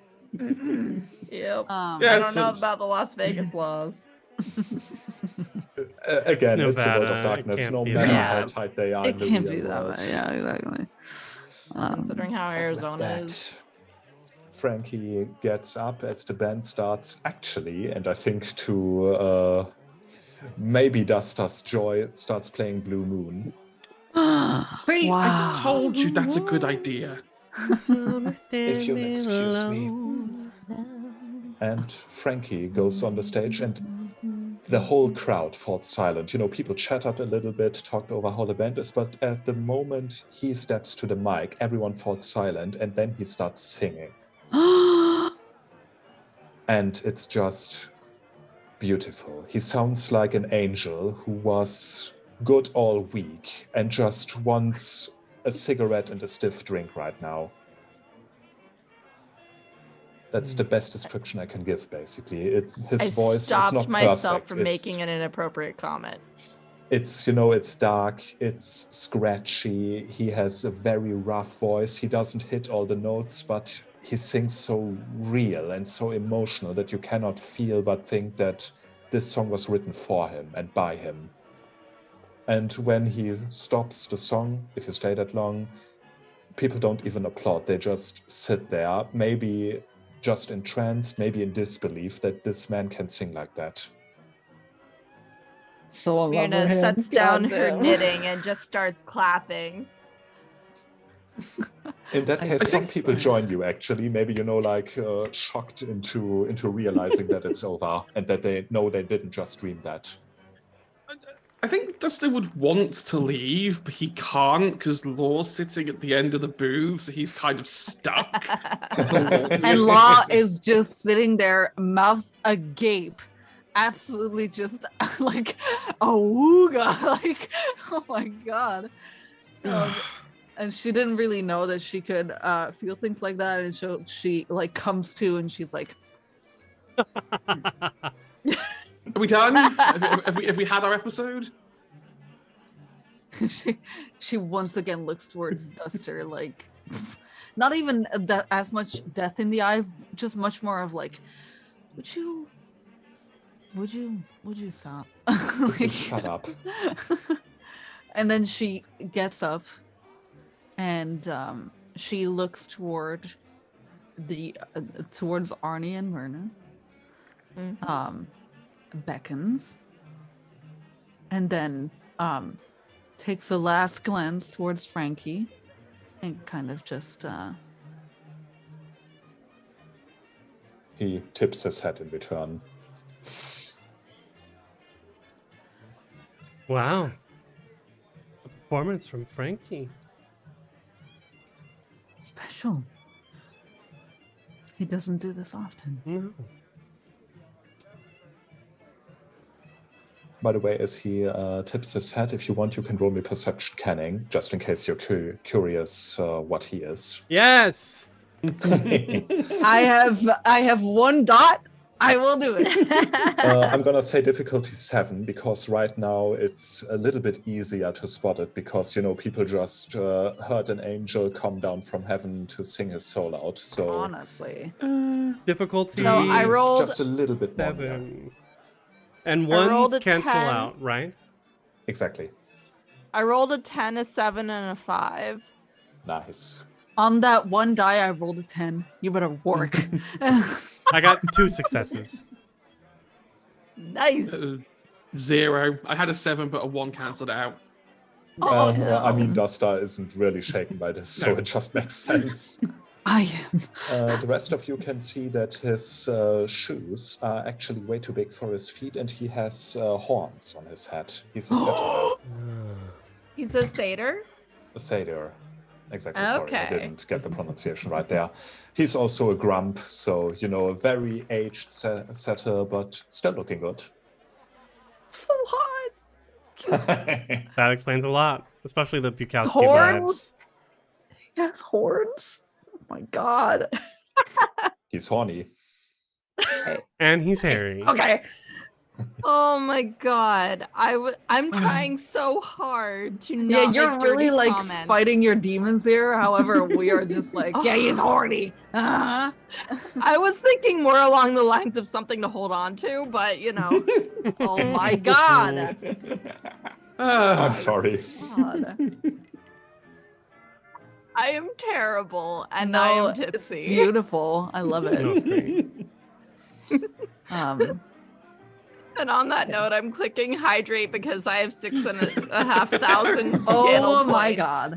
Cheers. So let's have a drink. Oh. Yeah, I have 16,000 mana pot points. I don't know what to do with them. Yeah. Take my meds. I'll do that while we're hydrating. Hey, yeah, do that. Oh shit. Shit. Take 'em out. Okay, yes. See. Look at that. Hang on. I'm gonna go grab my medicine. Thank you for reminding me. Yeah, medicine check. 1 second. So yeah, In that case, let me spend some point as well. Yeah, just- Okay, posture check. Not the posture check. I might throw yeah. it on a stretch. Duster's just like wanting to leave, but like everyone is just so entranced that this is getting ridiculous. Hey, Do not eat that. I'm just Oh, no. imagining, you know, everyone sitting there entranced and Duster sitting there like, can we go now? Yeah, here we go. Someone said vampires. This sounds far more interesting than. Well, no, I mean we were on our way out, and then we got the performance. thing that he was I- the performance, and then we looked at what he was, and because I waved goodbye to him, let me turn on. The Yeah, I was Um, curious anyway. yeah, me too. It's fine. You can come back later. I'm sure he'll still be here, and it'll only be you and whatever you do. Ugh. Duster, I have no idea what you're insinuating, but that's not it. He's probably not far from becoming undone. I mean, I don't know Frankie very well. I know a little bit about his history, but it might have been one of the last times he ever performs. Hope not. Which might He's here for a good explain time, his not a long time. melancholy. I relay to Myrna and Arnie. Well, I'll do it in character. Who cares? Okay. I look at them. While we leave, I go, vampires in Las Vegas. Here? Hmm. I mean, it's a big city, so I guess that makes sense. One of the prodigals. Fascinating. Terrifying. Very. Frankie was talking about money. How you know, the slot machines make here and there a rich person, and that this happens less and less often. And that is why the glamour is disappearing. Maybe the vampires have something to do with this. You know, being undead at all and all. Always sitting at the slot machines without break. Seems like someone Do you is think taking. they're the ones doing it? It seems like someone is taking all the money. But why would vampires hoard money? It's not that you can turn it into blood. I mean, actually, I suppose you could buy blood. That'd be an awful lot of blood you could buy. You could. You can buy however, anything if you try hard enough. There you go. However, financial wealth also, of course, it brings you up a ladder. Well, then let's go smash a ladder. Let's not, Buster, let's not smash a ladder. Let's corroborate with this ladder. See who's on it. What's going on in there? Let's just look at the inner workings of vampires, as we don't get to deal with them often. This seems fun, doesn't it? I wonder if Myrna would actually know anything much about vampires. Like, how much do we know as changelings about vampires? How much do we Not know much, about it? probably. Mostly hearsay. But if you want to know something about it, let me see. What would I say? Just that for would be? funsies. There's no occult. Romare? Good question. Yeah, I think Grammar is a good role. So either, let's say intelligence Grammar. Oh, Okay. That's why I I'd felt love to comfortable participate using in the that. term prodigals, because I have 3 dots in Grumare. I do too. Perfect. I also Uh, have 3 dots in Grammar. That's We're all crazy. very I- occult. I have Grammar, no cool. points in Hey. Grimmare, but I have 5 in intelligence. What's Uh, the good number again? The The good difficulty. number, I'd say difficulty. 6. Okay, cool. I have 2 6s and a 7. And then a Alright. 5 and a 3. Oh my god. Oh my god. I'm gonna There's a... Go ahead. Go I'm ahead, gonna please. spend my temporary willpower for at least 1 success. All right. I have 3 successes here, I think. An 8, a 6, and a 10. I have no points in Grammar, but all 5 of my intelligence dice have come back 7, 7, 8, 8, 9. Okay, that's good. Dang. Originally, since it's a knowledge, you couldn't roll on it without a dot, Yeah. but with that roll, I'm gonna allow it just as once. Well, cool. Let's go. But my dice And I will say with that, maybe some vampires have stopped by Myrna's pawn shop at some point. Probably, or some Maybe. others. Arnie, did you roll? I had 1 success, All right. which I used a willpower for. I had a 9 and 2 1s, so yeah. Yeah. All right. In that case, I'm gonna go from the bottom up here. Arnie, you know vampires, they drink blood, or so you heard. Mhm. Myrna and Law, you know that vampires, yes, they do drink blood, can only get Hey. around by night, No. etc. And you also heard that they like to organize into clans, whatever that entails. Duster, for you, you know, yes, vampires drink blood, they can only go out at night. They organize into what they call clans, which seems to be a little bit like, you know, what kind of fairy you are, or what kind of changeling you are. And you also already heard of the prince, which denotes the highest vampire within the city. Not necessarily the most powerful, but the one that pulls the strings, so to speak.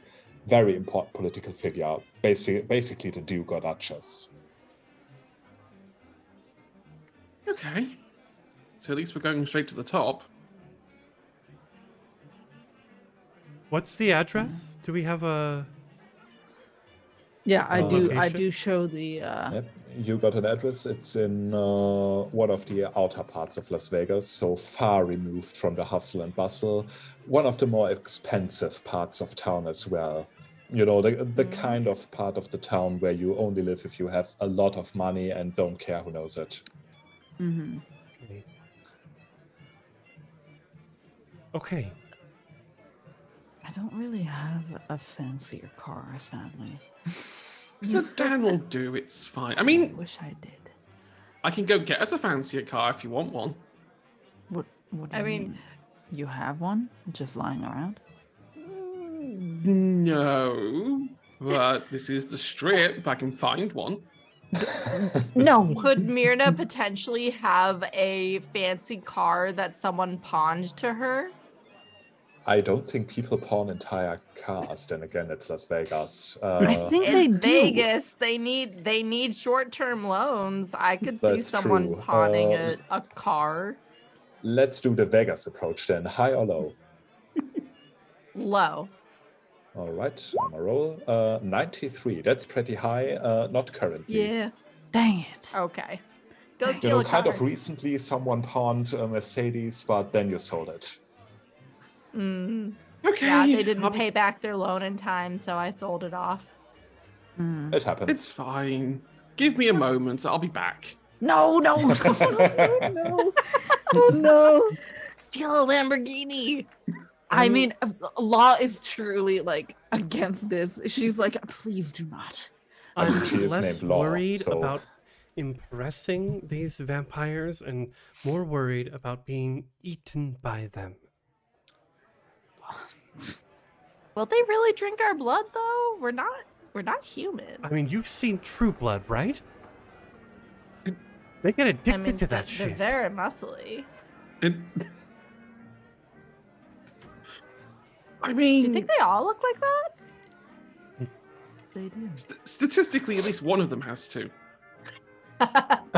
You're not here. You're not here for this conversation. You're going to steal a car. Stealing a car. No, I guess. Acquiring. No, acquiring. Shut up. Yes, Duster will go and temporarily acquire a car then. All right. How do you want to go about this? I think he's going.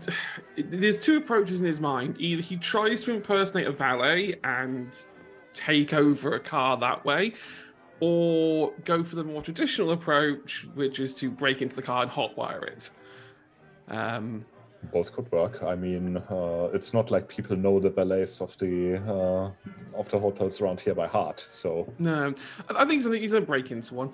I think he's going to go into the car park of one of the casinos or parking lots, if we're going to go for the American approach, and sort of look for a fancy car that's kind of further away into a corner so that, you know, it's not necessarily that obvious, and get to work on trying to open the lock. all right. I must say that's dexterity larceny to get in. Which is good because I have 4 in both. Nice. I mean, Um, this way, the vampires won't have a license plate to track back to us, I suppose. There you go. Ooh, nice. That is actually very smart. Probably a good idea. Okay. You know let me something just about keeping secrets, Law. organize them in. What's the success number? I'm gonna say 7. That's most likely a very well secured car you're trying to break into. Especially if it's a Lamborghini. Does he find a Lamborghini? Not a Lamborghini. So I've got 2 Yes. 10s, Wow. Nice. and then 2 other successes. All right. Does one of your specialties apply here? Since you have 4 in both, then you have specialties in both. No, I have pickpocketing for larceny, and not for dexterity now.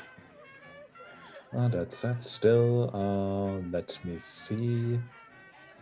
Yeah, you break into a very, very nice limousine that not only looks like it's, kind of roomy, but it's one of those where the driver cabin is separate from where people are sitting, so very noble. And the driver has some peace and quiet. I'm gonna say it's a Rolls Royce, actually. Very classy. Ooh. Very flashy Wow. as For well. Lamborghini. It's painted in a very noble midnight blue. Golden rims. You know, the kind of car that says, I'm not only rich enough to afford this car, I'm also rich enough not to take it seriously. Yeah.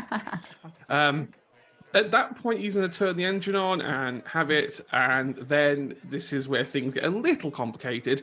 Attempt to try and drive it back to the group. He has no points in driving. So, Oh no! Oh, no. I don't either. I mean, it's just an automatic, right? It's put into forward and hit the accelerator. It is actually automatic. The thing is, you know, it looks pricey, it feels pricey, steers like a cow. Let's say dexterity. Also, it's a limousine. Let's Here say we go. dexterity, difficulty 8. Okay. Here goes nothing. I just now Um, realized that even I don't have drive. So Oh no! What? I've rolled. Come on, I y'all. rolled 4 dice. I've got 1 8, a 10, a 5, and a 3. All right. Okay, since you don't have drive, you know, you managed to steer it very carefully. You didn't know that it was possible to choke off an automatic car, but here you are. Eventually, the Didn't rest know of what you, indicators are. Yeah, it was just turning onto the road with no indicators at all. Yeah, you get beat that a lot. Honked at, whatever. Eventually, the rest of you sees a Rolls Royce drawing towards you that looks like the driver is either drunk or steering with their feet or both. Well, that's I Fester. think you take one of the street signs with you as you park, you know, Yes. like, hi. So maybe It's I a should passing drive? gift. Yes, that's definitely a good idea. I think Duster's just going to get out and go. I usually open the cars for people and then let them drive. Because I at least have Mhm. 1 point. You're the only one who has drive. Yes. love that. Oh my god. It's one of the most comfortable driver's seats you ever sat in. Sadly, the rest has, you know, their own little private cabin. It comes with a house bar and even an LCD monitor. So they are sitting way more comfortable than you, sadly. Oh Hmm. my god. Then again, they do not have seatbelts. So who's the real winner? Eh. Oh my god. But I will I head to mean, the it's fine. address given. Although I have misgivings. All right. It, of course, comes with a built-in navigation system, so you don't even need to think about it. And when you arrive there, this part of town is very pricey. The different houses are very, very spacious and have large plots of land associated with them. The water bill must be through the roof because even though this is, you know, Nevada, desert all around, they have luscious gardens. But then again, if you can afford a house like that, the water bill is not really It's your nothing. concern. Yeah. So the mansion you are guided to actually is one of the more reasonable ones around here. It doesn't look like someone tried to emulate a Roman palace or some stupid nonsense like that. It actually looks quite nice. A little bit old in terms of architecture, you know, late 1800s maybe, but definitely well kept. Not too much of a garden, Inspired, actually. right? Sorry? late 1800s inspired. Yeah, inspired. Okay. Not actually late 1800s, because no one would have built a mansion like that in that case, but inspired by it, yes. This Most is likely Vegas with all in the modern amenities. US. Yeah, it was taken brick by brick, you know, from Europe and just shifted across and rebuilt. I mean, Mm. honestly, if you can afford living there, you might as well. Is there a whole bridge that originally stood in London? Yes, that's in there's a Yes. whole New York the now, I original. believe? Yeah, the original the- London Bridge. It's at Lake Havasupai. I mean, nothing says I have money quite like that. We could easily build a bridge. Nah, I'm taking the original London Bridge. Come on. But yeah. Fun fact, that dude actually wanted the Tower Bridge and he just called it the London Bridge, so they sent him the London Bridge. That's the most American thing I've ever heard, honestly. Mm. Right. Real. Well, either way, maybe it's 1800 inspired, maybe it's an authentic 1800s house that someone shipped over here. Be that as it may, it looks like it has all modern amenities, including, but not limited to, a very spacious driveway, a very modern garage, of course, and a very high, very spiky, and very modern fence. Which is kind of sad, because it keeps you from just ringing the doorbell. Who doesn't have a doorbell on their gate? Of course, but it's very easy to just say no, in that case. They must really, really hate Girl Guides and cookies. Guild guys? Girl Scouts. Girl Guides, Girl Scouts. Look, I don't know every Americanism. Okay. So there's no way to ring? There is one, but that's at the outer gate, and it has a camera and everything. So if you want to be let in, ringing there is not an option. Most likely. Maybe they're nice. You never know. Yeah, you never know. Well, if we tell them Frankie sent us. I don't know if that's a good thing. I generally don't advise just knocking on the front door of people who may not like you.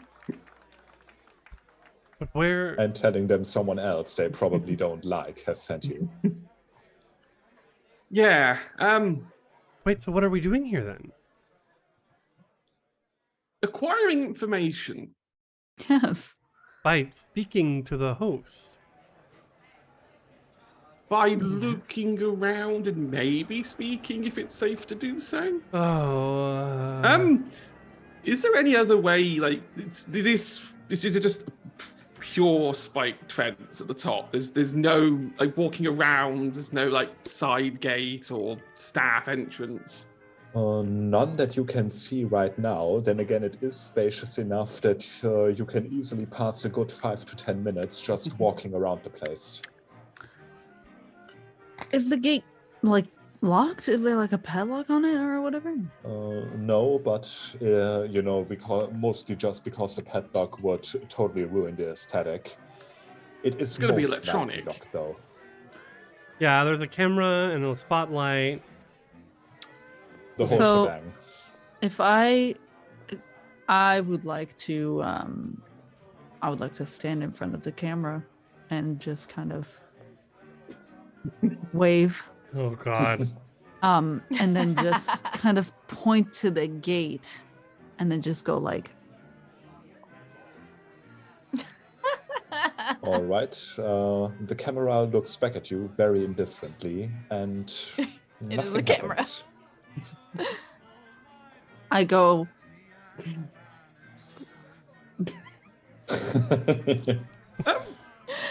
Myrna The nudges both you. the I'm camera sure and the that they gate have moved. sound too. I'm sure that they can hear us talking. there's no microphone.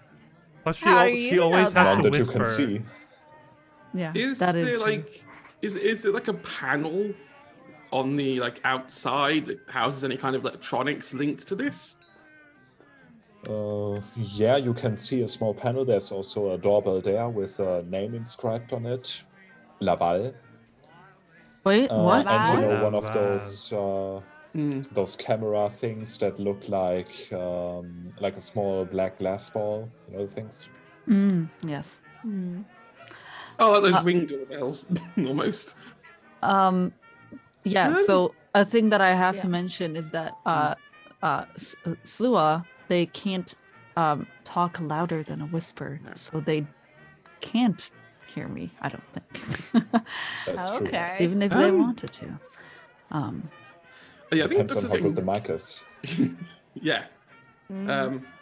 Yeah, I think Duster's getting a little bit frustrated with the fact the gate's not opening. So he's going to go to this panel and try to open it and see if he can do something to the panel to make everything open. Okay, All right. So we didn't want to ring because they're not gonna let us in, so we're just gonna bust it down. We're gonna break in, yes. I mean, it's either Wait, that or we drive the All Rolls of these Royce sound through like the a bad gate. idea. Wait, we don't want to ring? Why do we not want to ring? That was the vibe I was getting. I mean, you try it. I'll work I'm on fine this with and ringing. you try the button. Ring, law, ring it. Okay, I'll ring the doorbell again. Right, you hear a small sound that is most likely just meant to indicate that, yes, indeed, the doorbell has been rung. And after a while, you hear a voice through the intercom.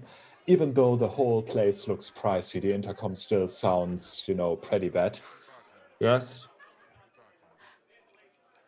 I get really close to it, and I go, I go, hello. We are here to, talk to, what was her name again? Laval. Benedict. The prince? Or Yes. Benedict Laval. Yes, This Benedict. Yes. We are here to talk to Benedict Laval.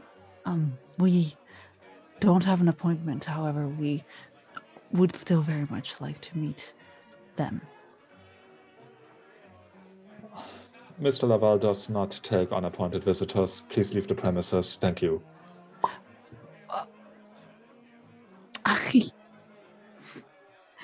I ring again. Yes. How would we go about making an appointment? There is a small bit of silence at the other end, while obviously he tries to make sense of what you've just said. If you wish for an appointment, then I suggest you either call or talk to the appropriate people. However, Mr. Laval is a very, very busy man, and I doubt he will find time soon for you. Goodbye. Myrna kind of I guess. lifts up the hand. I'm assuming that it's a little bit taller than her, and rings the bell again. Oh no! Oh no! Now the voice has abandoned all false courtesy.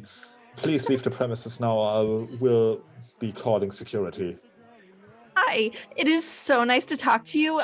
We are in a little bit of a hurry. We have a very important matter to discuss with Mr. Laval, and we would very much like to speak to him. Thank you so much. You are the best. If I can roll some kind of charisma enthusiasm specialty check with this. Oh my god, you are insane. I must say, charisma. What am I going to Because say? I have 5 points in charisma.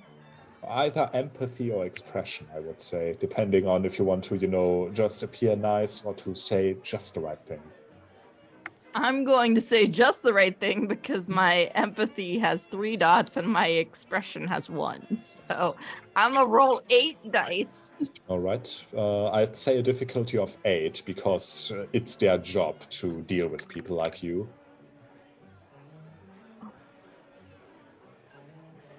So I have a 10, right. Do you have and a I have a specialty 9, and I have a specialty in charisma that's enthusiasm. Do I roll another one for that? All right. So you have a Do 10 I roll another one and- for that one?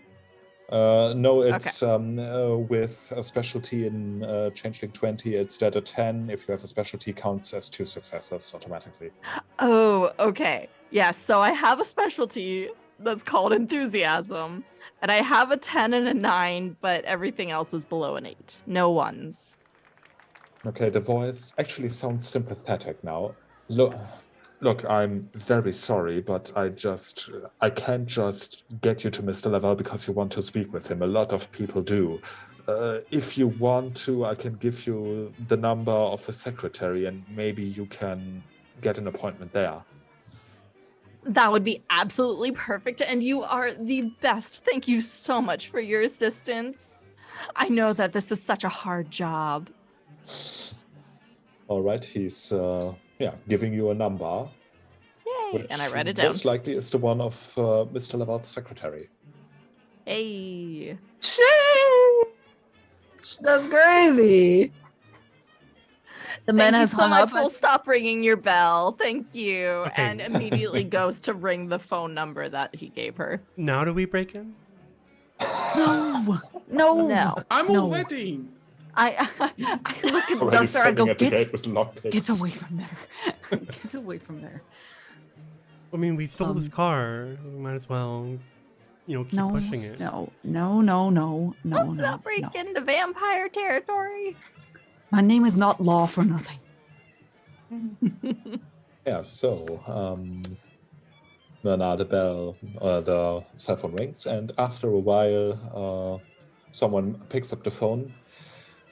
Good evening. You are currently speaking with Benedict Laval's secretary. What can I do for you? By the way, she has the phone on speakerphone, just holding it out in the circle of everyone. Oh God, I hate it when people do that in public spaces. I do too. Me too. However, for It's this, not public it's space. fine. We are That's what it's literally meant for. standing in front of Mr. Laval's mansion. This is not a public space. That's true. That's fine. Yeah, true. I think Law will take this one, and she will go. Good evening. We would like to make an appointment with Mr. Laval. All right, may I ask who's calling, please? The name is Law. L-A-W, like Yes. law? Yes. And what do you want to talk to Mr. Laval about? We want to talk about some findings we have gathered here in Las Vegas. We reside here, and we notice things that he might not have noticed. And we would like to just, share information, hoping, of course, to get some in return. And Myrna tugs on your sleeve and whispers in your ear, assuming that you come down to her, being like, you should probably say who we are. And we as a group. I mean, you're being very vague at the moment. And I got it. That's Okay. Yeah. Yes. So this is an appointment of me, Law, and three of my friends, our group called the Time Travelers. There's a short silence at the other end, like the person at the other end is trying to compute what you just said. Then when she continues, her voice is a bit more hushed. So this is about important matters. Yes, very important matters. In that case, I think you hear, the clicking of a keyboard. Mr. Laval should have time for you tomorrow, I think, tomorrow night. Again, some clicking, and then there's suddenly a noise like, there's another call coming in. Would you excuse me for a moment? Of course. And there's a click, and you hear hold music. Not And while that's the usual, Myrna's stupid just hold like, music, You're which doing reminds me so I should great. probably Good change the job. music. I mean, I don't know why I give Law like a stutter and like a weird like awkwardness when her charisma is in 4 dots. So I don't understand what's going on. But There's I guess some she people just who has are that. charismatic, maybe even due to this kind of stutter. It makes her relatable. Yes, I guess Yeah. so. Yeah, and I imagined this whole music, by the way, being like Lacrimosa or something. Yeah, so That- something very, very dark, very Edgy. Yes, Exactly. It's a world of darkness. love that. It doesn't take long, and the voice is back on the line. I'm sorry for the wait. If you... Okay, sorry, I just read something that was kind of weird. If you have the time tomorrow, then Mr. Montrose would like to talk to you first. Mr. Montrose? Who's Mr. Montrose? Oh, You're on speakerphone, by the way, with the rest of the group. Hi. Yeah. You don't. In that case, you should really talk to Mr. Montrose first. I think he will explain everything else. Please do not put this on speakerphone. Don't worry, we're standing outside of the house right now, so there's no one else around us. It's okay. Yes, as I said, you can come back tomorrow, but Mr. Montrose will speak to you first. Understandable. We will be back at the house tomorrow. Around what time? Your appointment will be at 9 p.m. sharp. 9 p.m. We will be there. All right. Have a pleasant night. You too. I And- press the hang up. Bye. Arnie has been. So we're standing outside, the car parked on the side. Arnie's kind of gonna go up to a bush while during this call, just sort of like looking at the surroundings, and he sees this bush like right next to the driveway, sort of out of the spotlight, out of the camera as well, if he can. Yeah, there's a small bit of vegetation there. Bush is maybe a bit too much, but it's a bit of shrubbery that has managed to hang on. And I have 2 dots in nature, so is this enough for shrubbery? Hold on. Let me see. Can you spot Let me the check shrubbery? my handy cheat sheet. Nature. Living plants is 3 dots. Yeah, unliving organic materials such as wood, paper, rope, hemp, and the like. I think a lot of the shrubbery has died off by now, so I will allow it. Okay. Maybe even like the curb. That's raw material. Yeah, the concrete. curb or part of the gate. It's not cold iron. So Oh, it's yeah. Let me possible. talk to the gate. So that's exactly what I plan on doing. All right. With my first dot in primal and 2 dots in nature.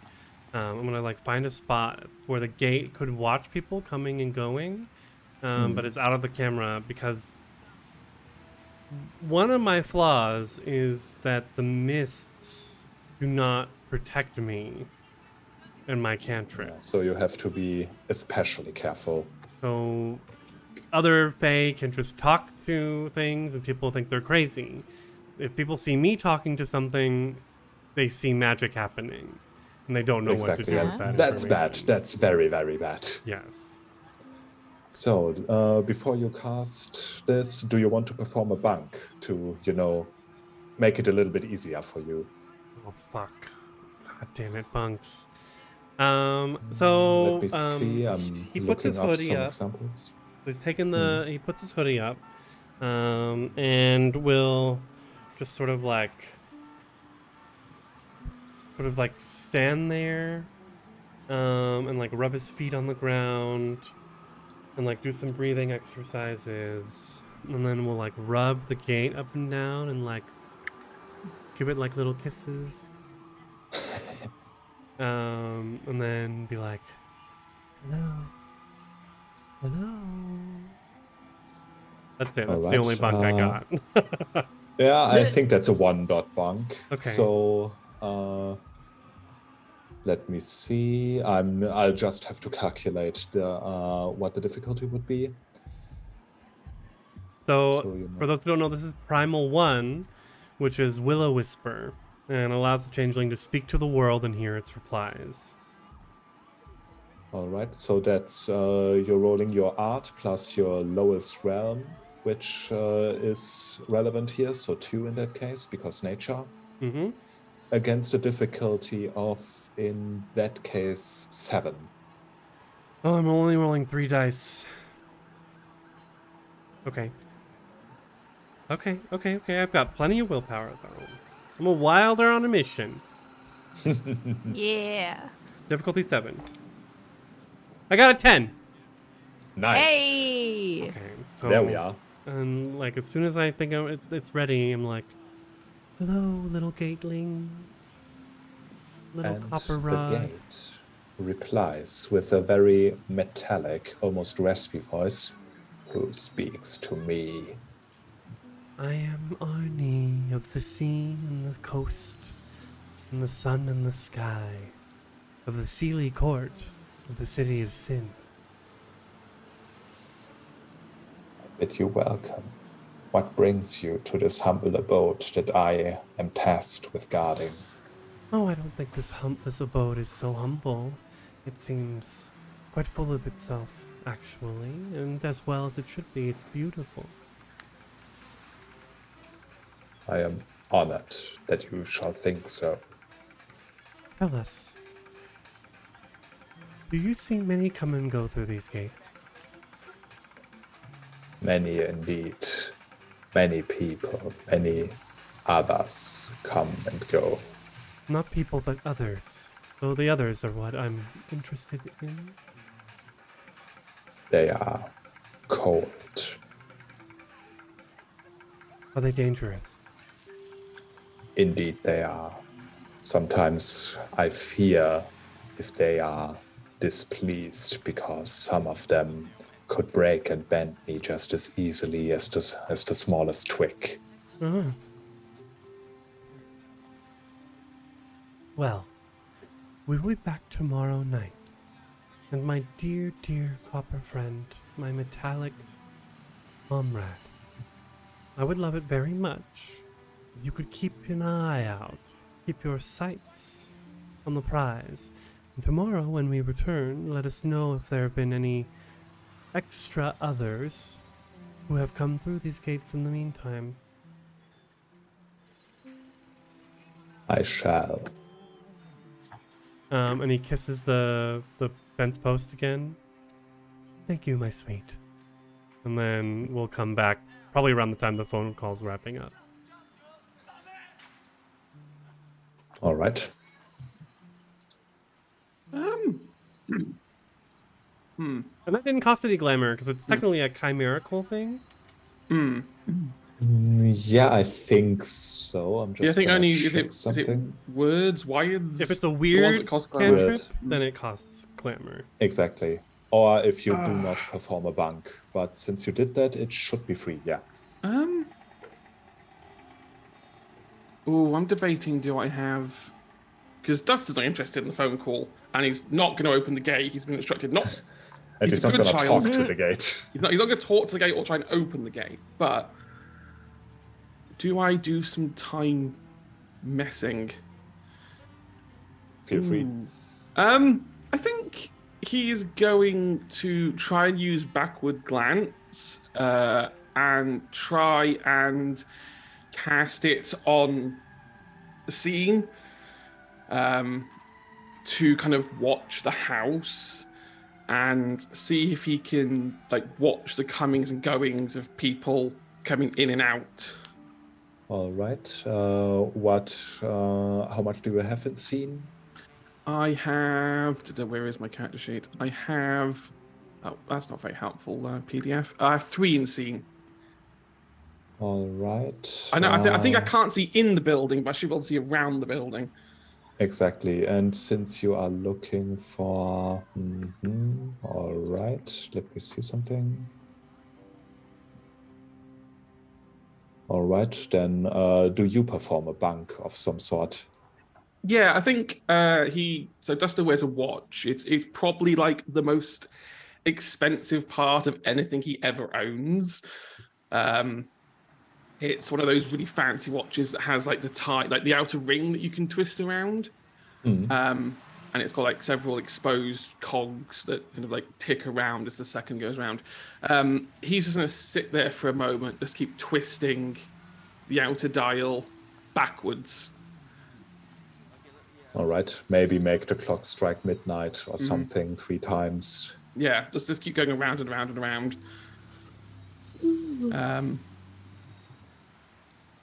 All right. Yes. Then I'm gonna say that's a 1 dot bunk as well. Then roll me Kronos plus your lowest realm, difficulty of 8. This is chimerical as well. I just checked, so it doesn't cost glamour. Okay, so my lowest. Does time count as 1 for realms? Because I know time's weird. Time increases yeah, the difficulty. Exactly, but he used a bunk, so it cancels out. Right. So my lowest realm is 1, which is nature. All right. So that's 6 the lowest dice. one you are using in the roll. That's what So I'm not your lowest using. in general. Yeah, okay. So if I use... Yeah, I'll use nature. That's my lowest one. So that's 5 Chronos plus 1. Okay. Right. All right. So that's a 10, an 8, a 9, another 10, a 2, and a 6. All right, that's 4 successes, so you can look back one day. How Not many one day, successes was sorry, that? up to 1 month. 1 sorry, month, yes. had the wrong. Yeah, no.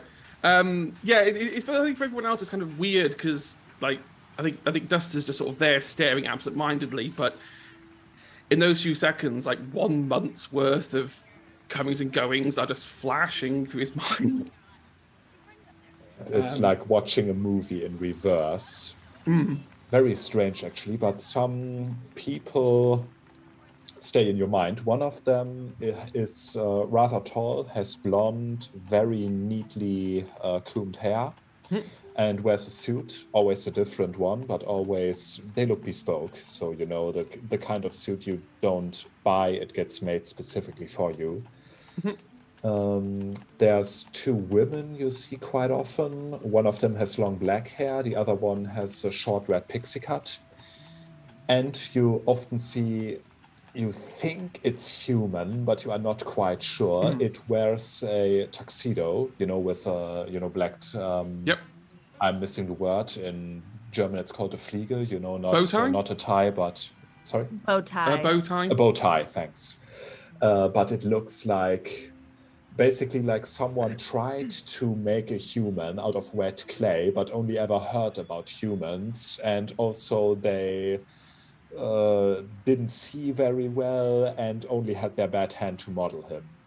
That's what he looks like. Badly I'm made human. picturing the really crummy medieval drawings of cats. Yeah, pretty much. He's the human version of that.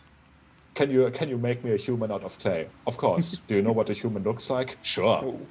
And then you get that thing, which with love the it. nice suit and the bow tie looks very, very grotesque. Interesting. Yes, very strange.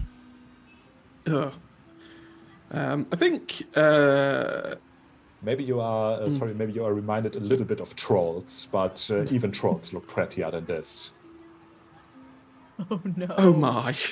That's unfortunate. I know Yeah. what that is.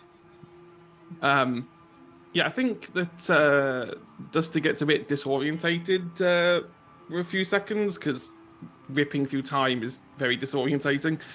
So it takes him maybe a minute or 2 after the phone call to kind of come to a little bit. And I think he then relays like everything he saw to everyone. Yeah, some very strange comings and goings here. Very strange. Do vampires have trolls also? Not that I'm aware of. Not that I've heard. Or are there vampire trolls? Now that doesn't bear thinking Anything's about. possible. Like Ben did say that some of them are very strong.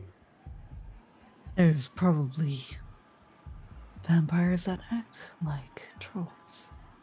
There are Potentially. humans that act like trolls. But they do not have the strength of a troll. However, these vampires probably do. This is true. I don't think we have any more leads for tonight then. No. Well, I'm not taking this car with me. We should at the very least return it to where it belongs. Or like a few blocks away. If they're missing it. I have a place for it to potentially go. It's fine. Leave it with me. Although, can we drive closer into town before we switch? Sure. Otherwise, this will be a very long trip. Can you drop me off at the pawn shop on the way back? And you all know that Myrna lives behind the pawn shop. Literally just has an apartment right behind it. Law asks if can you drop me off at my place? You know, everyone knows Your where car her... is sitting at the Blue Moon. True. The Blue Moon. That's bad. Yes. Yep. The Blue Moon. Yes, drop me off there. Mm. Maybe it's still open. Maybe Frankie's still there. Maybe you'll see him standing there alone. Stop. Wanting someone to grab his horns. Oh my god. Grab him by the horns. God. I'm just imagining Arnie, like, if you don't, I will. My god. Myrna wouldn't. She didn't care about that. I don't know if I would. I definitely would. Old dead guy? Yup. I mean, I feel like I'm having a Laura Bailey moment where I'm just like the total perv in the group. I'm sorry. It's There's fine. always one. There has to be one. So You know you're not the only one. You know this. I know, but I'm voicing it way too much. God. Okay. All right. okay, back to the Blue Moon. Pawn shop on the way, Yes. and then I'll take it from here. All right. Myrna, do you want to maybe describe the pawn shop a little bit, what it's like? It is it's nothing like Pawn Stars, that's for sure. It's kind of like a hole in the wall, blink and you miss it kind of place. It has so much in it, like all different kinds of things. There's tons of stuff locked up.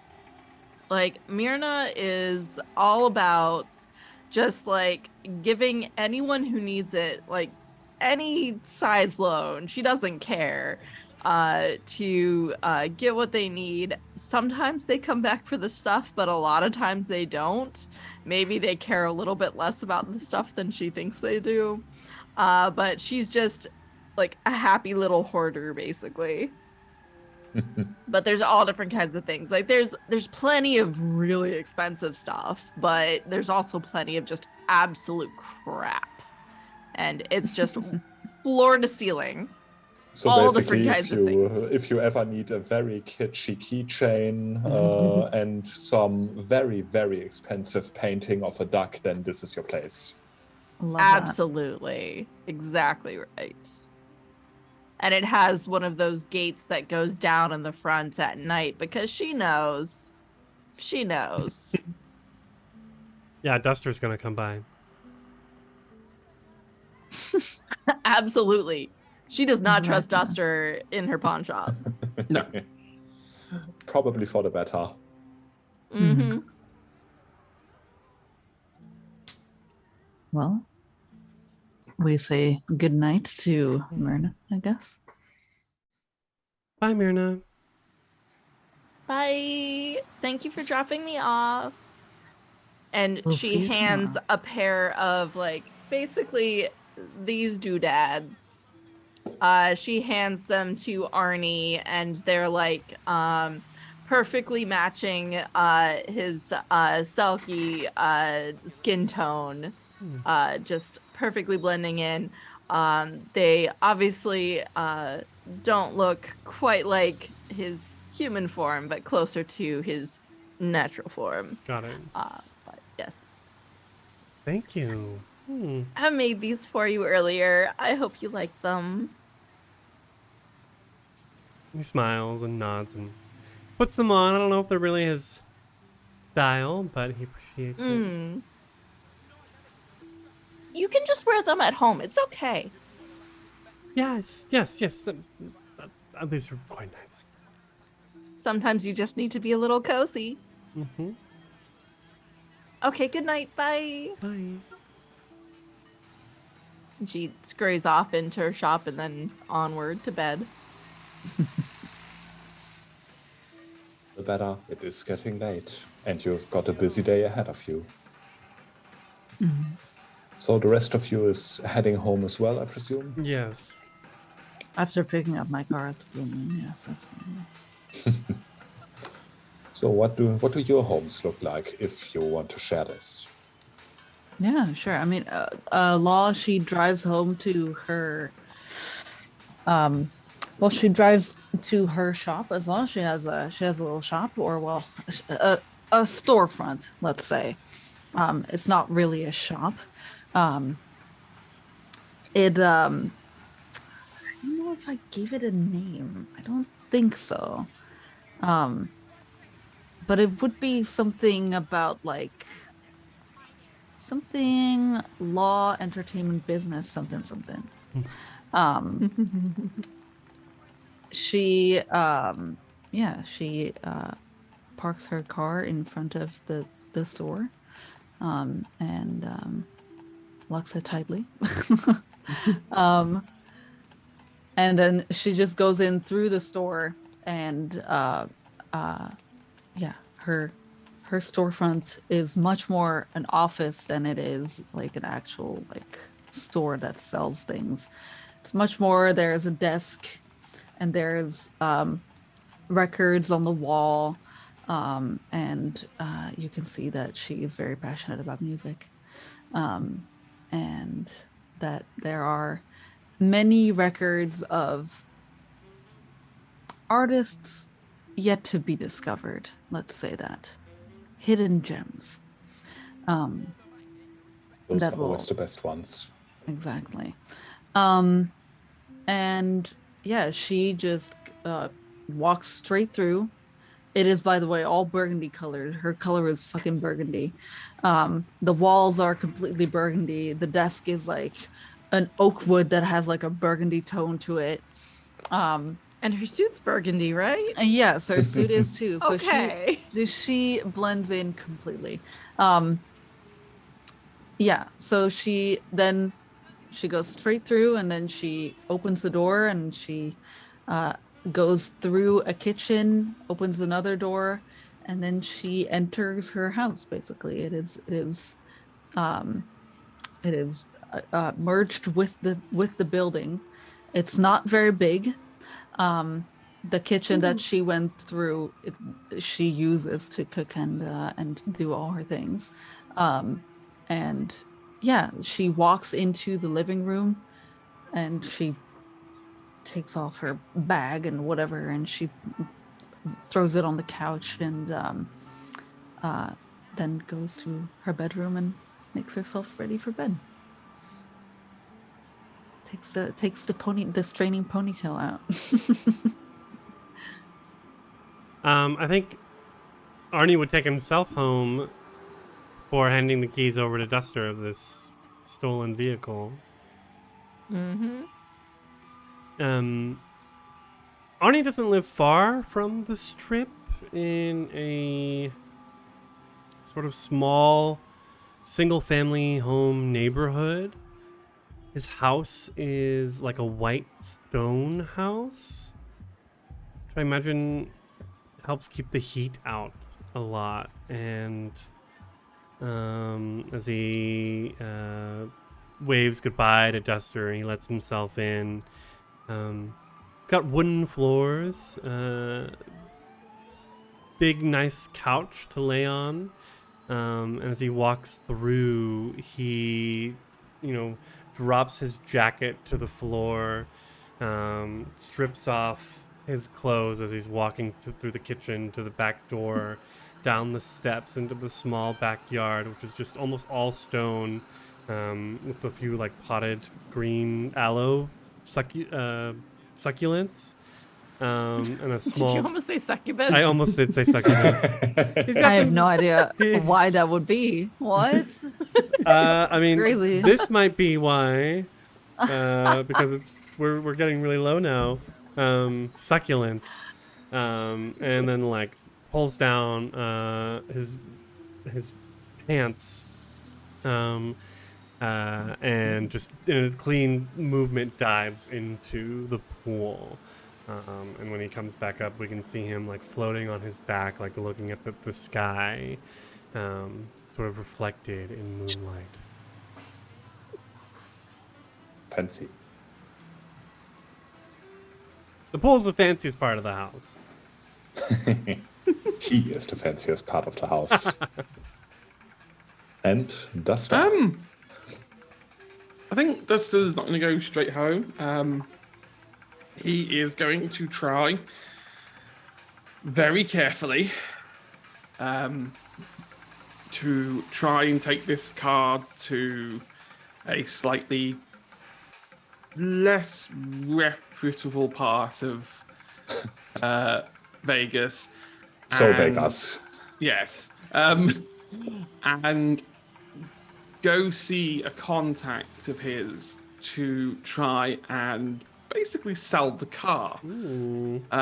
All right. Because he, depending on how well you may know Duster, he owes an awful lot of money to a lot of bad people. Oh. So this car's probably worth a little bit of that repayment back. That's true. So you want to see Dennis? Mm-hmm. All right. Well, you know where to find him. You probably inform him beforehand of that, because turning up at Dennis uninvited is a bad idea unless Oh, you yeah, want definitely a a belly bad full of idea. lead. When you come to his, let's call it his home, although it is most likely just his shed, so to speak, Dennis is already standing there. There are some people a bit in the distance, but they seem awfully interested in what you are doing. Dennis isn't stupid after all. He smiles at you. Does he know you as Duster, or what does he know you by? He knows me as Duster. He never uses dusting. All right. Duster, so good to see you, my friend. To what do I owe this late pleasure? He eyes the car and then you, and he doesn't say it, but the question is obvious. I mean, I found something, and I thought you might like the something. I do like the something. Does it come with, he takes out his own car keys and jingles them, something else? Oh yeah, he's like takes the keys out really jankily, so he can't get the lock right. It's like, yeah, they do. Excellent. Do you mind? He gets over no, of and course. his people basically drop all premises and come over to inspect the car with him. Yes, very nice. Very nice indeed. That should knock some numbers off what you owe me. Thought so. Just I mean, yeah. Okay. one small question, Duster. Where did you get this? Parking lot near the Blue Moon. That old shed. Well. Someone is gonna miss that. And this is very distinct. I mean, look at it. Did you know that they don't make these cars, just to buy them? I'll have to gut it. Sorry as I am to say so. I have to knock that off your bill, of course. Then I'm gonna have to run some stuff. I gotta make sure no one finds he kicks one of the license plate. This thing's... Oh, that's gonna cost you. But let it not be said that Mr. Waterman is generous. And he names you a price which is not even a tenth of what you would get for this car. It's still a nice number, but he's basically shitting you, and you know it. Yeah, I don't think Duster has while he's very rebellious in front of the Motley and anybody else, this time he's just kind of like, okay, that's fine. We'll just knock that off. All right. Ah, come on, it's such a wonderful night. I'll knock an additional 10% off. Mm. With that, ain't I nice? Yes, you are extremely nice. Well then, he gently, pats your cheek. Off you go. You really wouldn't want to see what we are going to do to that wonderful car, now will you? Now would you? No. Oh well, I'll be back with something else at some point soon. Sooner than later. He Yes. gives you a wink that you really, really do not like. No. I'm sure you'll have something you'll want me to do anyway soon, so this is merely a minor interlude. Oh, now that you mention it, I actually do. How convenient. Oh, Uh-huh. brilliant. And what would that be? Oh, nothing much. Don't you worry your pretty head about it. It's just there's some guys who owe me money, and you know how it is. I could go to them, but then they scream and cry, and you know how it is, and I really don't like that. I don't want them to be No. stressed. Just, he hands you 3 envelopes with addresses written on them. Just drop those in their mailboxes. Tell me when you're done, and maybe there's something in it for you. Okay, I can do that. Not a problem. Peek. I It's a won't surprise. peek. I won't, I promise. You know me. Discretion. I do know you very well. Well then, time for us. He looks at his men to get to work, and time for you to enjoy your evening. Oh, of course. See you soon. Bye now. Yeah, I think at that point, just kind of like walking off, and as soon as he's like out of view, it's just kind of like, ugh, not again. I'm not sleeping tonight. Not well, at least. No. But, talking of speaking well, or sleeping well, I should say, with that, the sun slowly begins to rise over Las Vegas again. It is a new day, full of chances, full of opportunity. So, with that, the age-old question, what do you do? Do vampires even take showers? I've never even thought about that. I guess they do. Mm-hmm. I For guess all intents and changelings purposes, do. changelings have normal human bodies, so Yeah, yeah, you there should you probably go. shower every now and again. Yeah. So in the morning, she takes one of the coldest showers that you could ever imagine. She just to wake up, and also she's fucking crazy out of her mind. So, because why would you take a cold shower anyways? No. Yeah, and she takes her sweet time. Does she have business to do in the morning? I guess so. I guess she might have a meeting with a talent in the morning. That is coming in for a contract. Yeah, so she makes sure her makeup is right and that she opens her closets. There are 7 burgundy suits that are all lined up. Yeah, so she takes one and she makes sure she's ready for her interview. I think that's where she pulls her glamour from. I've established that she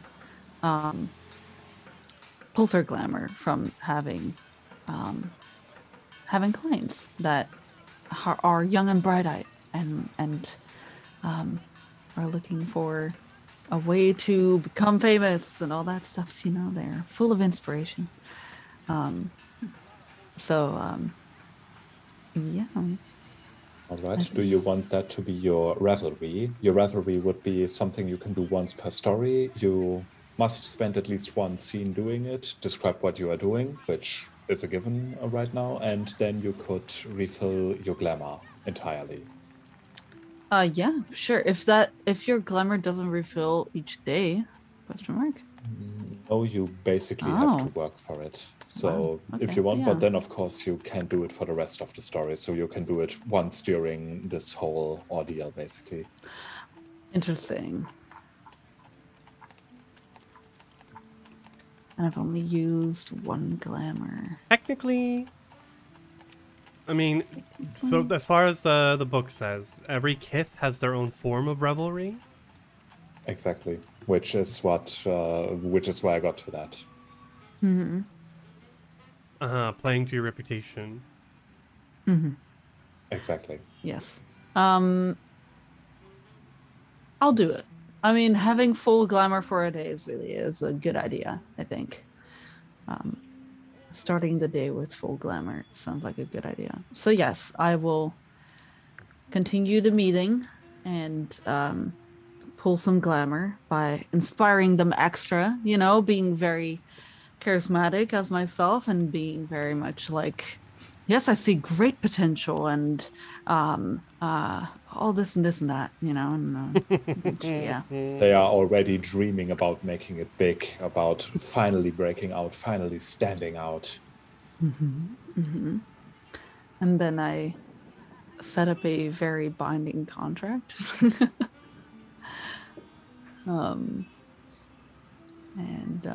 Yeah, that's how I regain my glamour. After they've left, I guess I'm waiting for new people or going out on the town. I don't think she has any appointments planned for today, so her storefront is open. But I think she leaves it like unattended. The back door is locked anyways, so the front door doesn't necessarily have to be locked. There's chairs and a desk, and that's it, And there's cool records on the wall, but they won't fetch much. So, yeah. She'll be out on the town, looking at the fountains, looking at the people, looking at what they're doing, what everyone's doing, what they're all up to. It's a way of relaxing. Yes. All right. What are the others doing? Arnie is. Well, Myrna's chilling at her pawn shop. She's having a grand old time, just hanging out. She's knitting away. Like, if she isn't chatting with people, she's knitting. And sometimes she does the same, both at the same time. But, sometimes changelings folks come in needing a little extra boost of glamour. And she has what they need for some coin.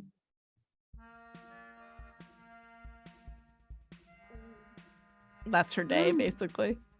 She lives a simple life in the grand scheme.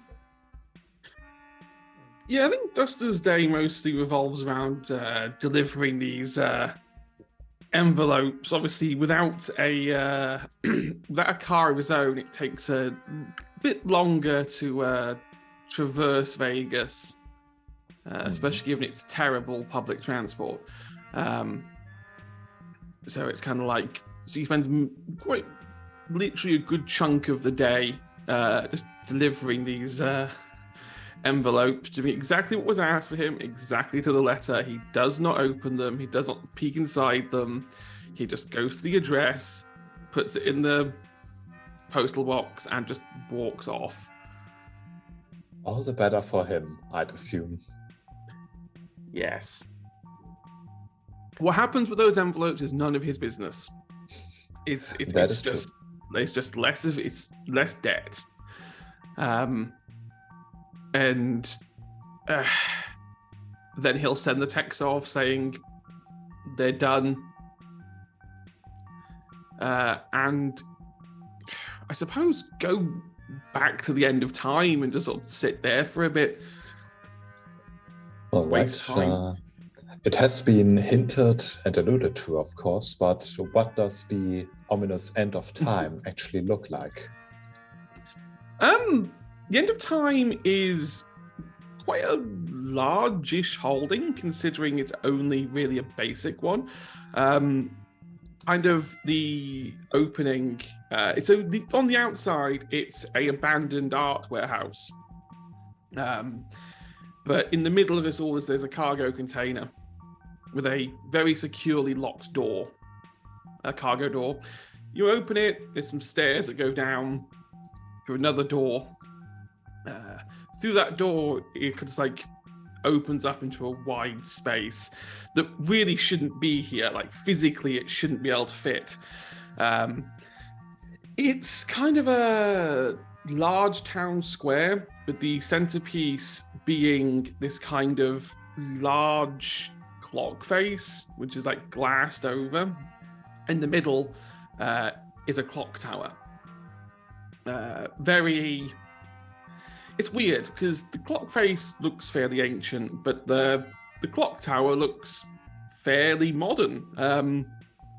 And that's where the balefire is kept, up at the top of that clock tower. Around it is, like in the circle, various different buildings that people have built. Some people live there, some don't. Some people come and go. The only other sort of major bit is where things haven't been built yet, where there's kind of like empty space. There's what appears to be tears in time, where you can just sort of see like stars and weird aurora patterns. The final sort of like major part of it is where the I can't remember the technical name now. It's escaped me. I had it written down, but I forgot. Is the bit where the gate is out into the For the Trods? Dreaming. That's it. The Trods. That's it. Because every freehold has one. And his is based off an airport lounge. You sort of go through these double doors, and you've gone from this weird clock square world into like a standard airport lounge, where the gate is just a standard airport security gate. And all along the one wall are those screens that say they have like destinations on and flight status, except these are the names of other freeholds, and the time next to it is how long it should take from this freehold to get to the other freehold, because time is very relative when you're traveling. There's one location on there that just says Arcadia, and the time just keeps changing rapidly, and occasionally glitches out. But yeah, you can see like Trods all around the world. There's like Japan, London, all over the place. He's done a good job for one person building a freehold. There we go. Sounds pretty good. So a lot of time spent there. I guess there's also a lot of people, visiting there, either because they know it's there or because it's on some webpage like Atlas Obscura, the small hidden gem. Despite Duster's attempts to try and keep it hidden. Yeah, so some things are not meant to stay hidden. Yeah, always people seem to find the place. Especially freeholds. Where we can be ourselves. Yes, they seem to attract changelings like moss to a flame. I wonder if that's where Count Zazror and I meet. I mean, I wasn't gonna say that, but if Duster doesn't keep them from it, it might as well. I guess he'd like it there. I don't know if House Alined has a freehold in Las Vegas otherwise. Not an official one. They certainly have a few in, more private area, but maybe it's in their interest to occasionally meet out in the open to divert people from thinking that. Well, and we're we're the House of Secrets.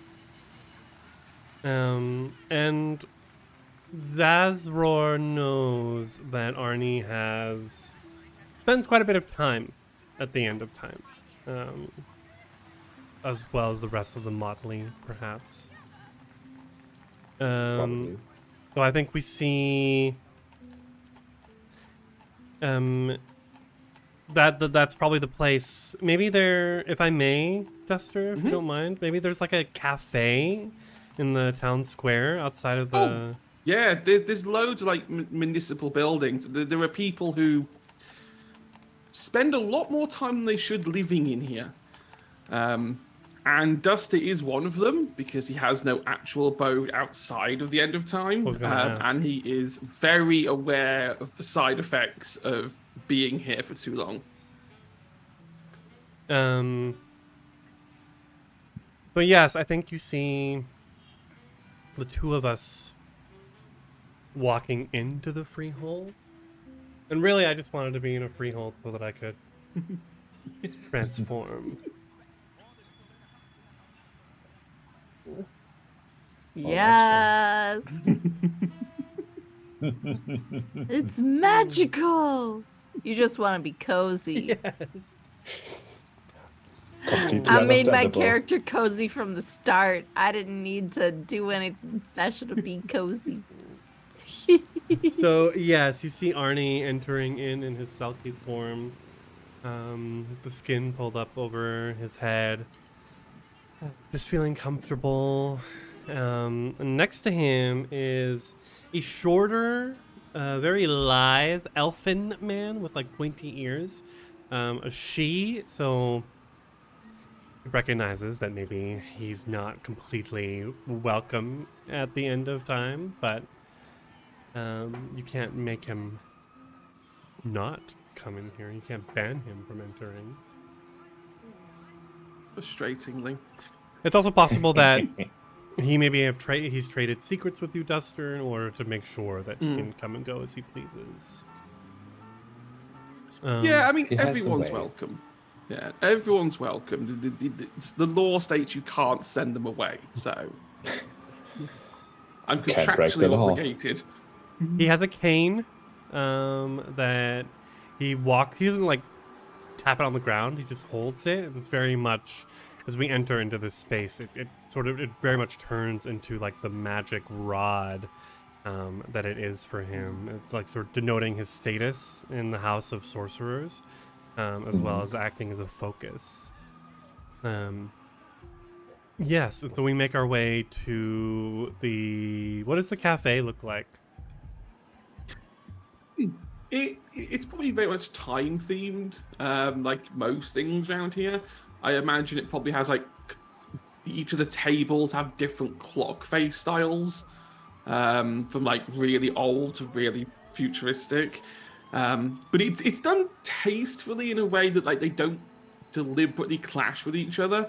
Probably wooden bar at the front. Yeah, kind of backstreet leather kind of feel. Okay. So we, get some coffee or tea in his case, and we take a seat. Zasra will, of course, take the time to at least nod at Duster, if not greet him fully. Good to see you. And you. Yeah, then he will sit down, place his rod or his cane next to him, fold his hands, and smile almost a little bit apologetically at Arnie. So, I can tell that you are not very happy about hearing about this from Ava Ador, not from me directly. Let me assure you, I honestly did not plan on sharing this with you because I thought this would be over rather quickly, which it wasn't. So I feel like I need to apologize for that. Thank you, Sazrar. What are you fighting about? Fighting is such a broad term, such an unsightly term, honestly. We simply have a disagreement. It is no secret that Frankie and I go way back. We were part of a motley for a short but very fruitful time for the both of us. And we learned to trust one another. So the fact that he retired, that he chose to retire, of course hit me. And it made me wonder if Ava was the right candidate for replacing him. All I did was ask her about some theoretical scenarios, and she took it personally, which was not my intention. I do not mean to insinuate that she is not fit to rule or that I would like to rule in her stead. This is not what I desire. I simply want to see to it that Frankie's heritage is kept up and that what he strove for, and I with him, is treated appropriately. Was Frankie in a house? Not that you know of. Do I know if Frankie was Seelie or unseelie? Because I was getting major unseelie vibes yesterday. He sort of switched regularly, so it was kind of hard with him to tell, but he tended towards Seelie most of the time. Okay. Well, change is hard, Sazor, but it is necessary. And as far as I know, Lady Duchess Adore has done a good job. Besides this glamour drain we're facing. Which is in no shape or form her fault, of course. And I agree with you. She's very fit to rule. I simply needed to make sure, and she took it personally, for which I am deeply regretful. Yet it has driven some enmity between us, which I do not wish to see continue. Yet, this is not my decision alone to make.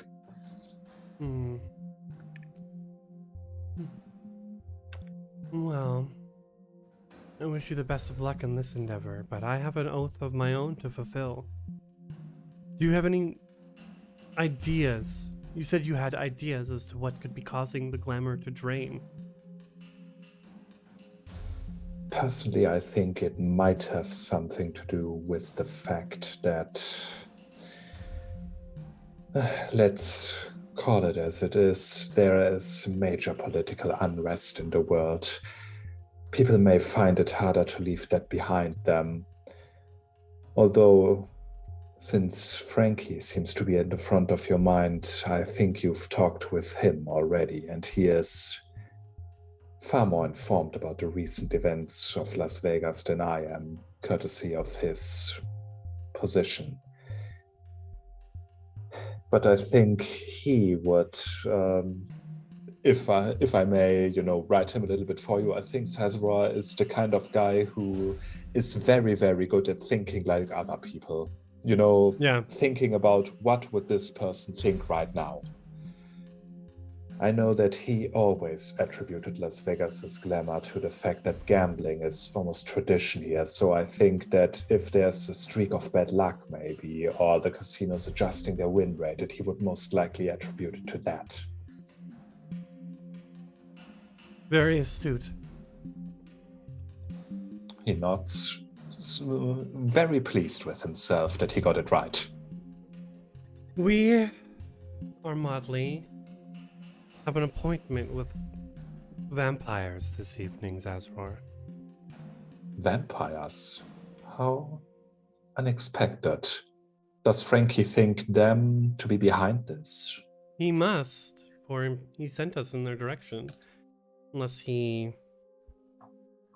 Well, or at least they have an idea. But you're right. We think the vampires have something to do with this. He must either trust you or wish you gone to send you on such an endeavor. I have dealt with kindred once or twice during my more adventurous days. They are dangerous, extremely dangerous. I believe it. But if there is a deal to be struck, perhaps they were to release their stranglehold on the glamour of the city. It would be to the benefit of all Changeling, of all Kith. Indeed it would. And not even Ava Adore could ignore what you have done. She must compensate you for this. Why would she ask us of this task? Are there not more established, better experienced motleys that could do this? Oh, there are, but she cannot possibly ask them, because asking such a thing is to indebt herself to them. You are young. You haven't yet formed alliances. You have not yet talked to everyone in the city. You have not yet, if I may be so blunt, formed an honest opinion on your own about how this city should be run. No, You I of haven't. all will ask things that she can provide without too much struggle. Other established notleys would, and this could weaken her position.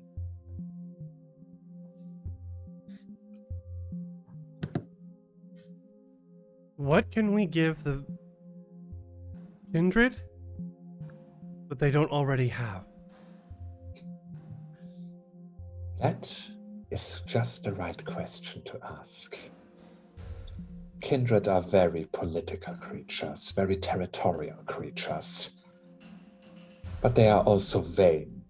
Imagine, if you will, living forever, but not having a soul like ours. In fact, most likely having lost it. What remains but petty hindrances, but your own ego to satisfy? What, we need to stroke their egos? Indeed. That, I think, is the way. And since, as I said, they are territorial, they do not see us as contenders for anything. We are not very much alike. But they hate one another, they hate themselves. They fight amongst each other even more so than we tend to do. The Shadow Court is but a pale comparison to what they are capable of if given enough time.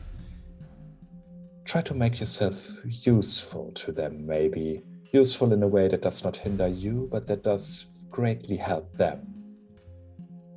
So, if we can provide a use to this Prince Benedict, then perhaps they would see their way to giving more money to the mortals that come to the city. And then our glamour returns. That would stand to hope. Thank you, Zazbar. This has been enlightening. I'm happy to have been of service to you. See it as my way of making up this little misunderstanding between us. By the way, as he gets up to leave, he stops and turns around. Where was it that you were coming from yesterday? I went to San Francisco to meet some old friends of mine. Nothing you need to concern yourself with, I promise. Okay. We'll be in touch. We will. See you soon. He nods and on his way out, probably nods to Duster as well. And maybe a few other people that are here. I don't know if Arnie is an unfamiliar face. Most likely not. I think a lot of people are strangely drawn to him, even if they never saw him before. Selkie in the desert. It's weird. Exactly. Besides, he is extremely handsome. That's my highest social trait, appearance. Absolutely. Abs. Absolutely. Hey. Oh. Yeah. So what did he have to say? Anything useful aside from just taking up space here? Well, Zazor does a lot more than just take up space, doesn't her? And there's a reason some of those trods are connected. And he nods to the airport lounge. We need to find something that we can give them. Seems obvious, but You said in your vision you saw a clay man?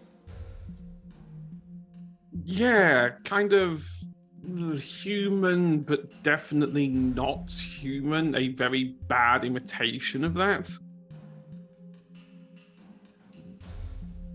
That's where I mentioned that the vampires kindred fight amongst themselves. Perhaps we can, I don't know. If there's one group in particular, a clan that is bothering the prince, then maybe we can take care of something, and then he'll see to it that the payouts grow a little bit stronger than they have been lately. Maybe it's my commoner perspective on this, but when it comes to houses, plans, nobility, whatever you want to call it, generally speaking, decapitating one only leaves more space for the others. And while I would love to potentially watch an entire princedom burn to the ground, I get the feeling that getting involved in the middle of vampire politics may be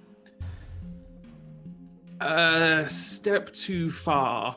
There's only so much time I can rewrite before I run out of time myself. And they have all the time in the world. Quite literally, frustratingly. I suppose all the oath requires is that we confirm that they are the cause of the disappearing Yes, Glamour. we don't have to deal with it. Things would be better if we fixed it. They would, but not if we... Forces may be at play here that go far beyond our capability. And while, yes, I'm all for looking after this place and making sure it has enough glamour to protect everyone from banality, even if they are noble in houses and,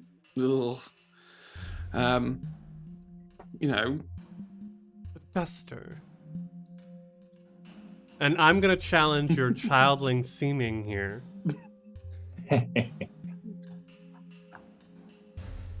What changeling have you met that's been able to enter and experience the politics of vampires in Vegas? Is it not something exciting? That's kind of unfair. I think he's going to, penalty aside, try and resist it, and stand his ground. You're gonna risk banality. Yes, I'm going to risk banality and resist Okay, it. then. That's a drink, first and foremost. And just let me check my handy dandy sheet. Much needed. Mhm. Or is it? I mean, I I'm don't near know. the end of my bottle. There we are. Oh, no. Then We got 30 roll minutes. your But also- current glamour, difficulty 8. What is it rolling? what's that, sorry? What with glamour? Your current glamour, so how many points of glamour you have. Okay. Yep. Oh. Difficulty 8.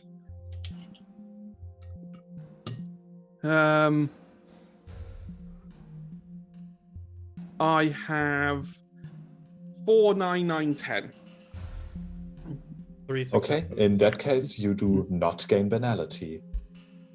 Yeah, Still, I think it goes against It goes your against- inner being, and you actually yeah. have to fight it, I'd say. Yeah, he's actively slowing down his speech pattern a little bit to try and fight this wave of banality off. Because, yes, I understand, and it would be an amazing experience to experience, but I can't experience more things if I die. I would much rather skip this one and experience 20 other things than experience this and it'd be the last thing I experience. Well, perhaps this Mr. Montrose. Mr.? It was Mr. Montrose, right? Mm-hmm. Will be able to confirm for us if they... We don't even know what this company does, if they control the casinos. I mean, I know some of our people do. Obviously, we have freeholds in some of them, but I don't know anything about the corporate business of it all. And besides, I have a brute force method anyway, if need be. Well, maybe not brute force is the wrong word, but we could just, well, we could forcibly change the odds. I mean, slot machines can be manipulated, cards can be counted. It's difficult, and it means we wouldn't have to go actively potentially engaging a threat. Maybe. But let's wait until this evening to make any further decisions. We do need to speak to them. And if I'm being perfectly honest, I'm scared. Good. I don't know if I've ever told you this, but I have the same curse as the seed. So whereas you are exposed to banality, I'm doubly exposed. So going next to people who are apparently the definition of banality squared is a pretty terrifying experience. And one I don't quite think I'm ready for.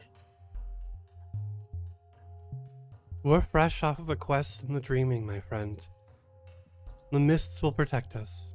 I believe it. Let's just hope so, for everybody's sake. He nods. He pats Duster on the shoulder, and then turns, and his sealskin coat flares out behind him, and exits the freehold.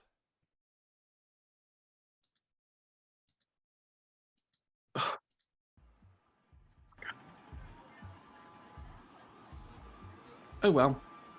I think Duster's going to go and go into his workshop for a bit and close the door. Maybe like, I need to work on some stuff quietly. Getting it out of his system. Yeah. All right. Does anyone want to do anything before the evening then that needs our attention? Nope. Good to go? Mm-hmm.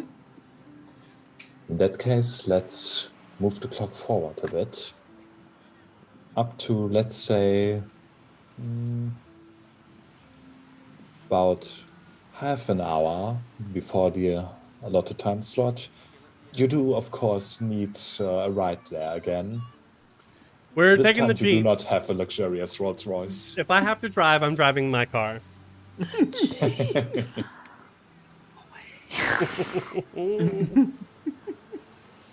Oh no. Don't worry. I won't steal anything this time. So, Besides, I found out that the exchange rate is crap. So what's the point? so you might want to make sure your wig is extra connected in That the is- open air. Right on your head. Just like, Not just the open air, also the fucking vibration of that car. Mirna is now wearing a very smart, like, straight bob, bright blue wig, by the way. Love. Nice. Love. Trying to look serious, but also color. Yeah, I should mention that even though she wears it in a ponytail all the time, there is like bits at the front that like come out, you know, like she has face framing layers, let's say that, and they look very cute. So Super cute. you know, even though I don't have them, I will tuck them behind my ear. Don't worry about it. I think Duster's just wearing what he normally wears. He's not here to try and impress. He knows he can, in a pinch, manipulate if he needs to.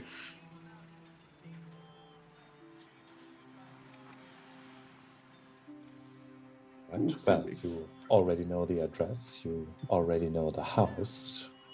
Until your appointment, there is about half an hour left, so you have ample time to prepare until you meet this ominous Montrose, whoever they might be.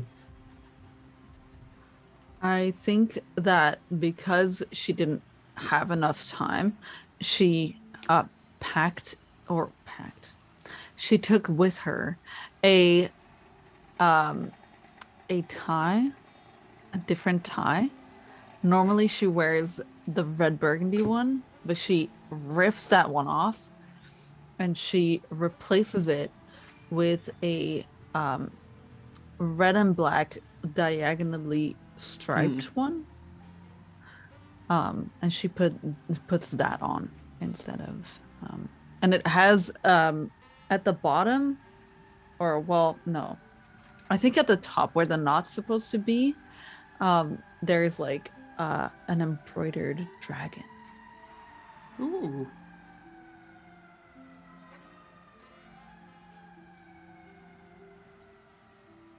I mean, she is from House Alo, so Gotta show that off.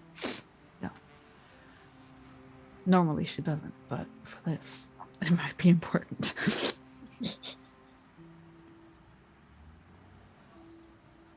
All right. Do you We ring that doorbell once again. Well, first I'd like to talk to the fence real quick. I was just gonna ask because you told him to watch No. out. No offense. I'd like to talk It wasn't the fence, it was the Hey. shrubbery. No, it was the Oh, it fence. was I the ended up fence. It talking was to the one of the fence. metal rods because shrubbery requires Oh my god. nature 3 to talk to plant life. You Oh, okay. no. So does Ani have an OnlyFans? Oh my god. I mean, truth be told, the way you describe him, if he had OnlyFans, he'd make cash. He definitely would. There you go. It might be something he takes up if he ever switches courts. I see. So OnlyFans is an unseelie thing. Okay. With his legacy, it is. Should I roll again, or Yes, please. so I'm rolling primal in nature? Exactly. Do you want to perform a bunk beforehand? Yes, I would do the same thing, just like thinking, putting the hood up, rubbing my feet on the ground, kissing the fence. So unhygienic. And I'm rolling. 2 1s and a 10. To fail. I'm gonna spend a point of willpower. All right.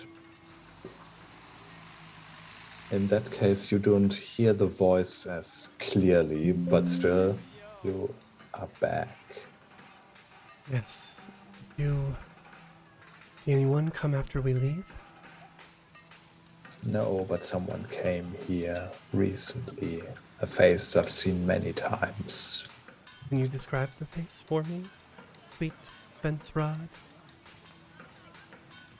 He is misshapen, malformed. His body belies a great, terrible strength, and he is old. I have seen him when I was constructed all those years ago. Long ago. Long. Thank you. 10 years? 100? It's a God. fence. It doesn't really have much of a concept of time, just long and short, basically. Don't mind me, I'm just dying a little bit. So I come back to the group and I say, our clayman might be here. And the fence says he's very, very strong.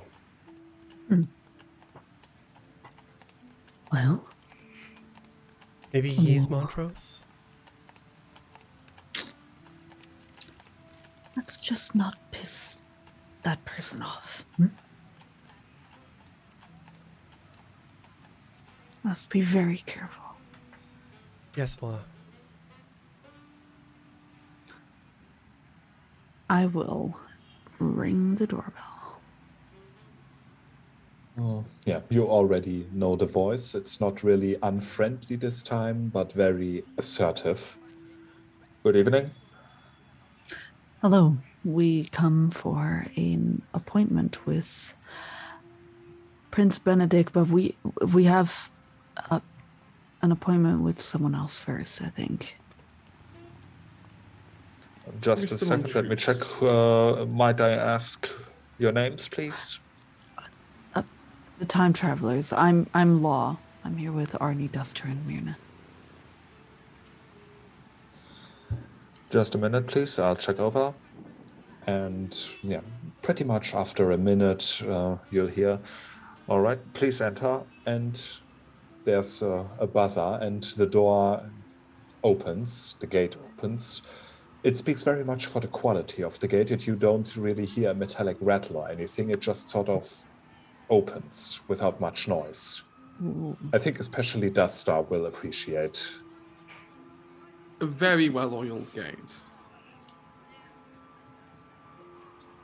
And with that, you will enter the, mansion.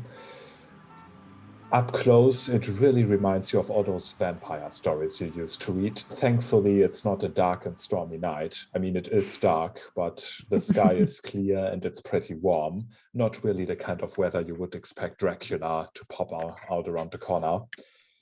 The inside of the mansion, when you enter, the door, of course, opens for you, is very old-fashioned in a way. It's furnished with a lot of antiques. There are some paintings on the wall, but the place, as you can feel it, is almost chock full of banality. It's like trying to breathe in a room that has very little oxygen left. You feel like you are about to metaphorically suffocate in here if you spend too much time in here. This place is stale, old. Can I... Oh god. Can you? For every scene the Changeling spends in a banal structure that has as many banality points in excess of their glamour rating, they gain a point of temporary banality. That's right. Can we spend glamour to keep banality at bay? Let me check if you can. Just a second. Glamour, there we are. Uses for glamour. Models, you can off. Chapter 6. One day I'm gonna make lot of things.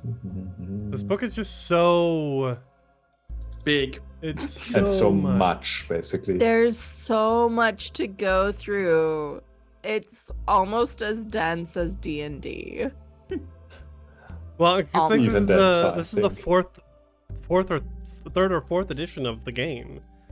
Oh, jeez. That's true. I'm afraid, as it seems, you cannot do that. But let me check something if that might work. With enough banality, we forget we're Fae. Correct. Mhm. It's not like this happens, instantaneously. You will most likely gain a point of banality every scene you're in here. So it's bad, but not as if you're gonna walk out of the house and forget what you were. Unless Okay. you spend a lot of time there. Yeah, let's just get in and get out as fast as possible. Okay. There's also a servant, for lack of a better word here, that leads you into a room. Mr. Montrose will be with you in a moment. Please sit down. The room is, basically your typical. The English word is missing from me at the moment. A room where people sit together to discuss things with a table and Conference? Sorry, a conference room. Thank you. Okay. Also very well furnished, if a bit old-fashioned, although there is a large window in one corner of the room and the view over Las Vegas is astonishing. And then enters a man. You think it is a man, at least. It is wearing a tuxedo with a bow tie, but its face, there are no hairs, the ears out. The misshapen one is really big, the other is really small, and the face looks like, well, someone was trying to model a human face out of clay, but had a violent fit right at the end and just smashed it in. The eyes don't match, the teeth look like someone just took some wood splinters and stuck them into the gums. The nose is shaped in such a way that you can look right into the nose, even if you are taller than this person. And he walks with a very slight lurch, and he has a small hunch. But his voice is deep and sonorous, and honestly, if you close your eyes, it's almost pleasant. Good evening. My name is Geoffrey Allen Montrose of Clan Nosferatu. And you are the guests that wish to speak to me? Yes, we were told we needed to speak to you. Indeed you do. You originally wished to speak with Prince Benedict, am I correct? That is correct. Well, Prince Benedict is a very busy man, so I have taken it upon me to greet you here. You are the time travelers, yes? That would be correct. So, tell me, my dear time travelers, to what do I owe the pleasure that 4 changelings, chock full of what I believe you call banality, as I am, pay a visit to me? Well, we were wondering if you know anything about potentially while Glamour, the thing that we use to stay alive, the blood, if you like, appears to be leaving Vegas, which is putting us in a bit of a bind. We're not saying you're responsible. We're not pointing fingers, but you are fellow kindred. Maybe you've seen something we haven't seen. Maybe we have. Maybe we have. The question is, what is it to you?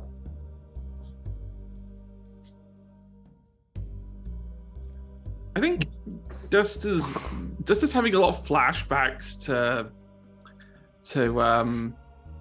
Dennis at this point. It's like I know where this is going, so I might as well be the one to do it. Okay, let's cut the crap. What do you want? Cut to the chase. Yes. What do you want in exchange for this information you may know?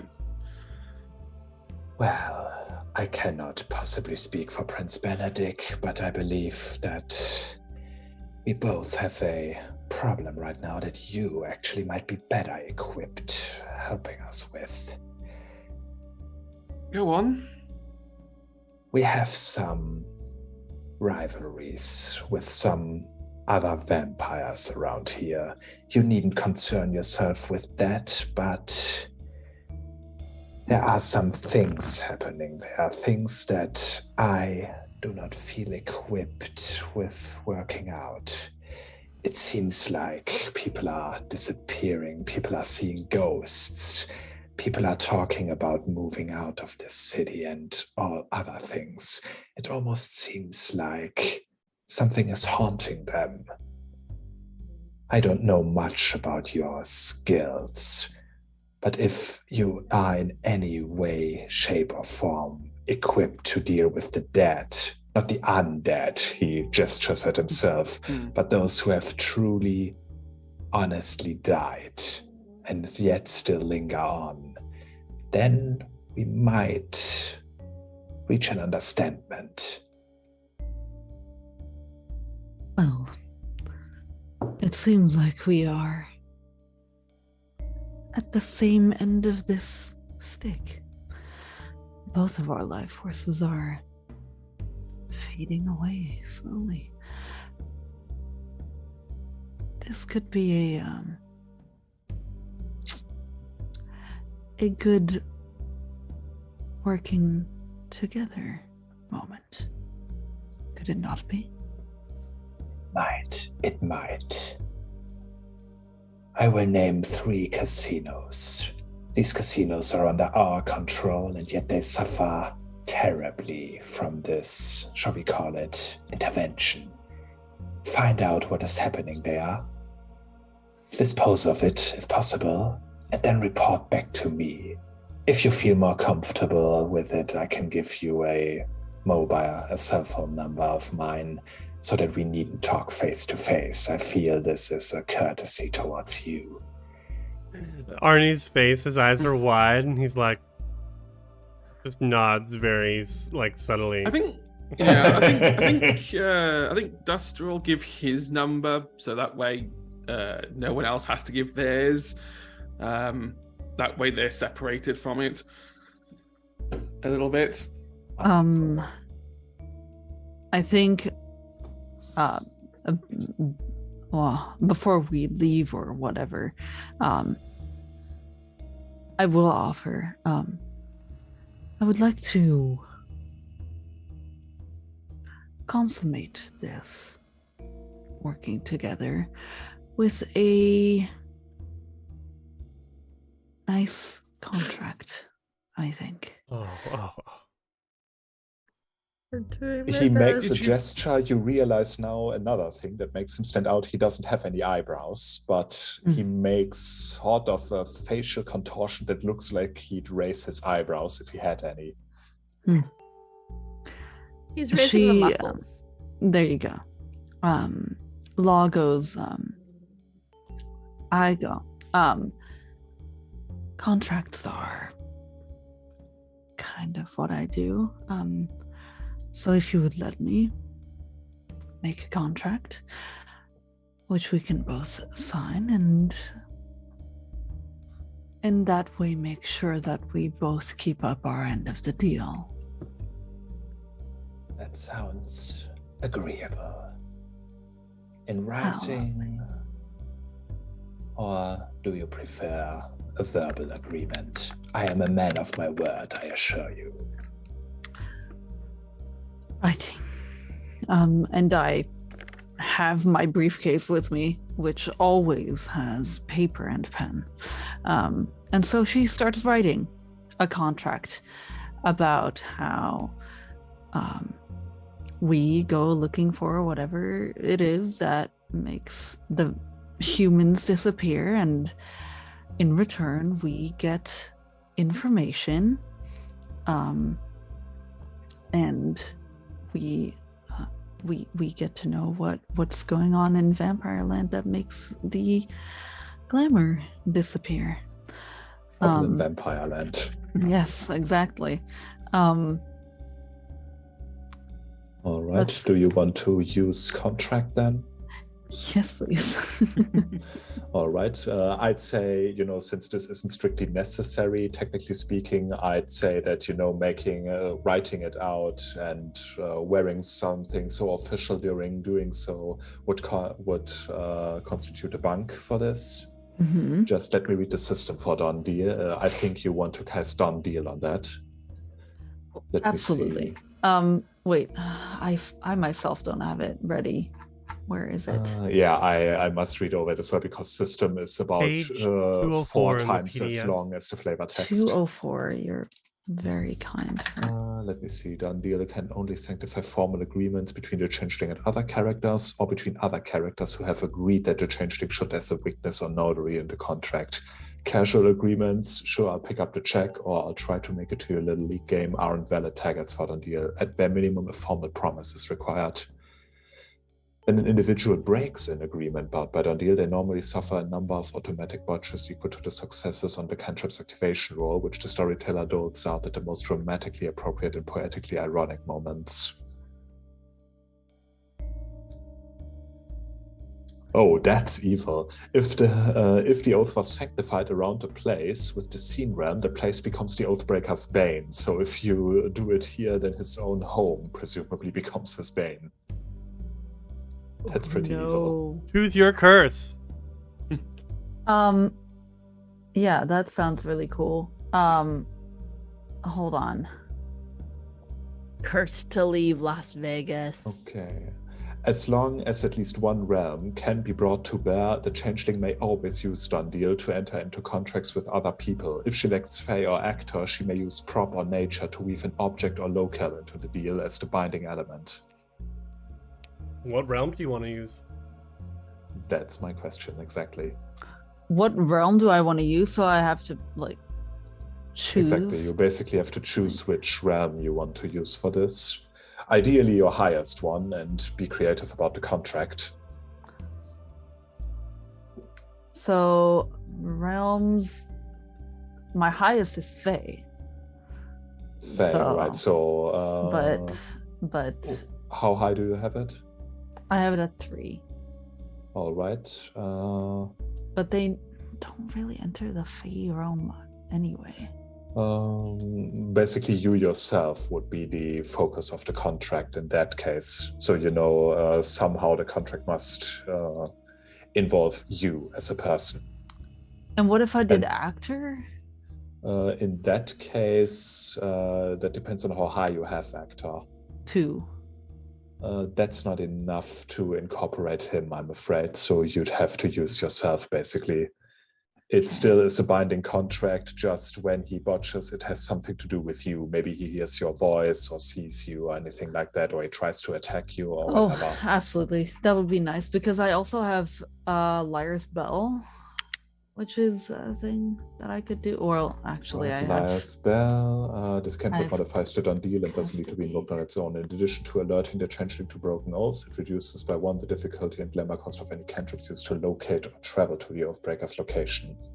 All right. My contract says at 3 points, so it's actually even the higher one.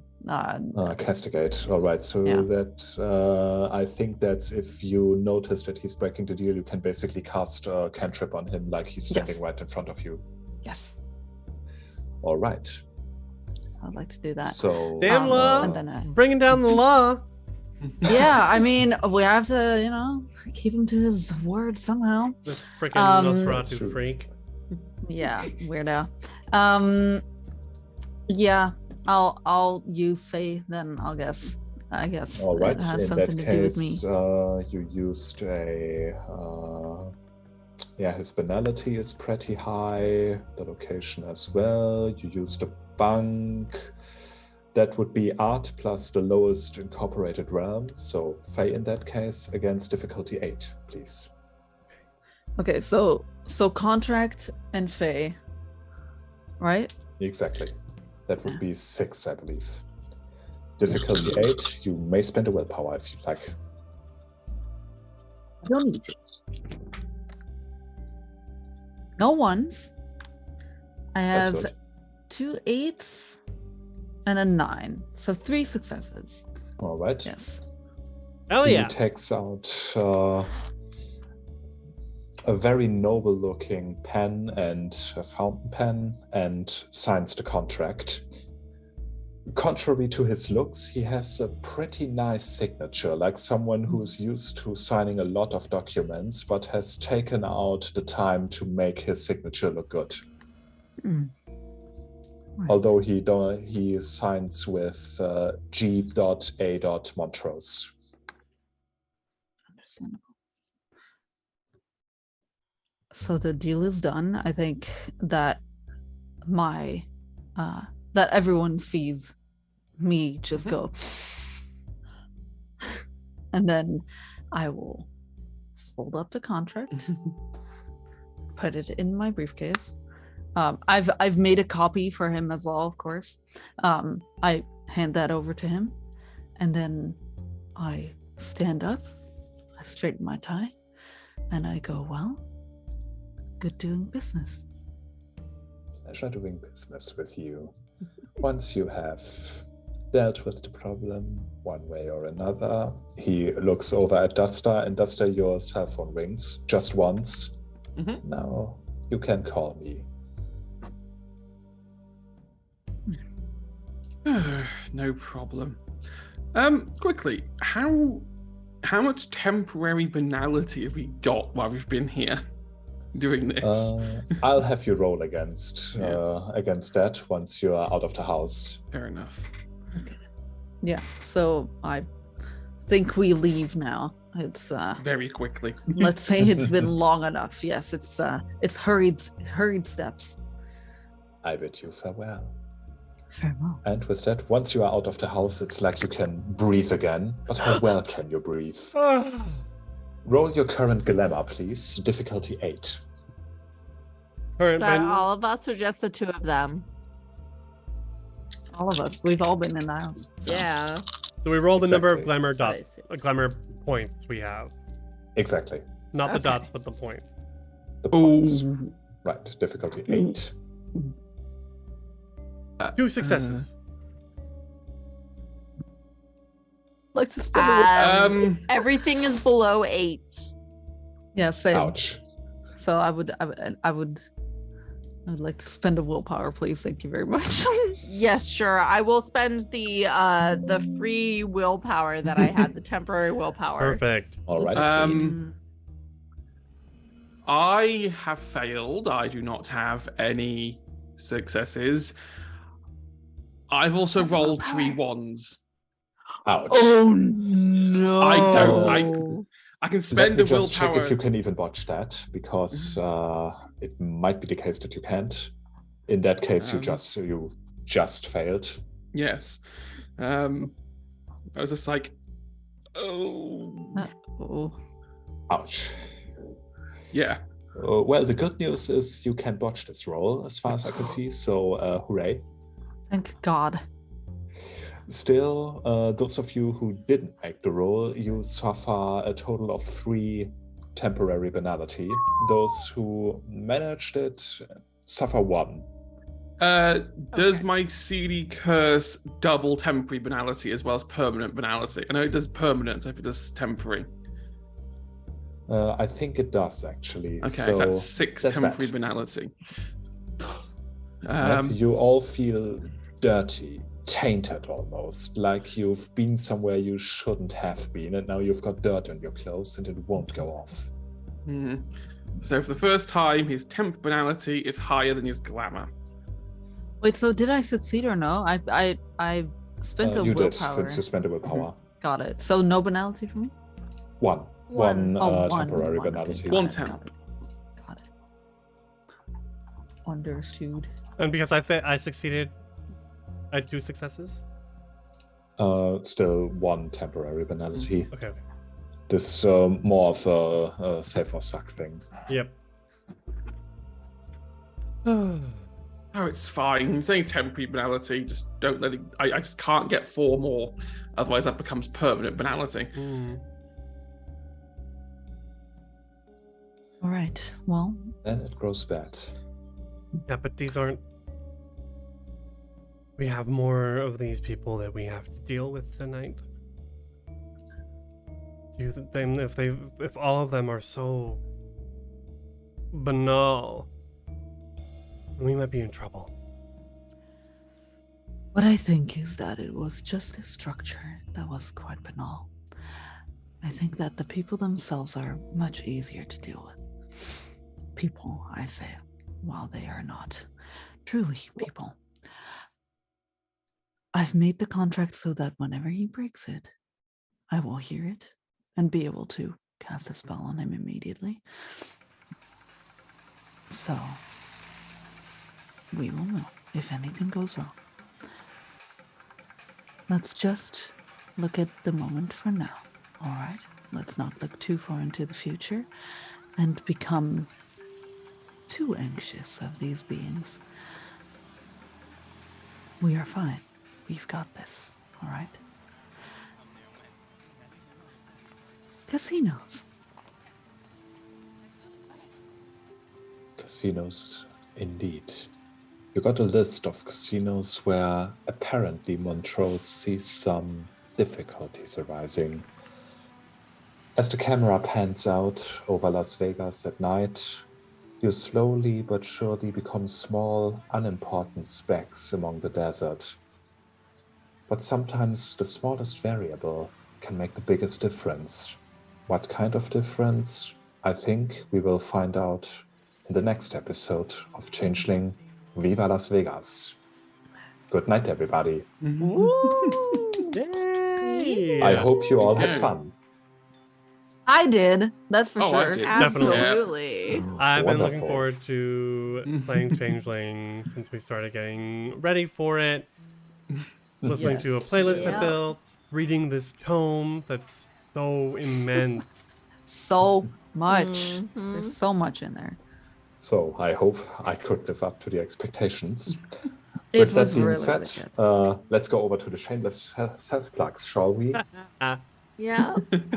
I am the Weaver of Worlds, and I am a paid GM occasionally. So if you like my style, you can look me up on Twitter or maybe my own homepage. I am available to run games for you. I also give tutorials about how to GM. I have YouTube videos. Most of them are in German these days, but still.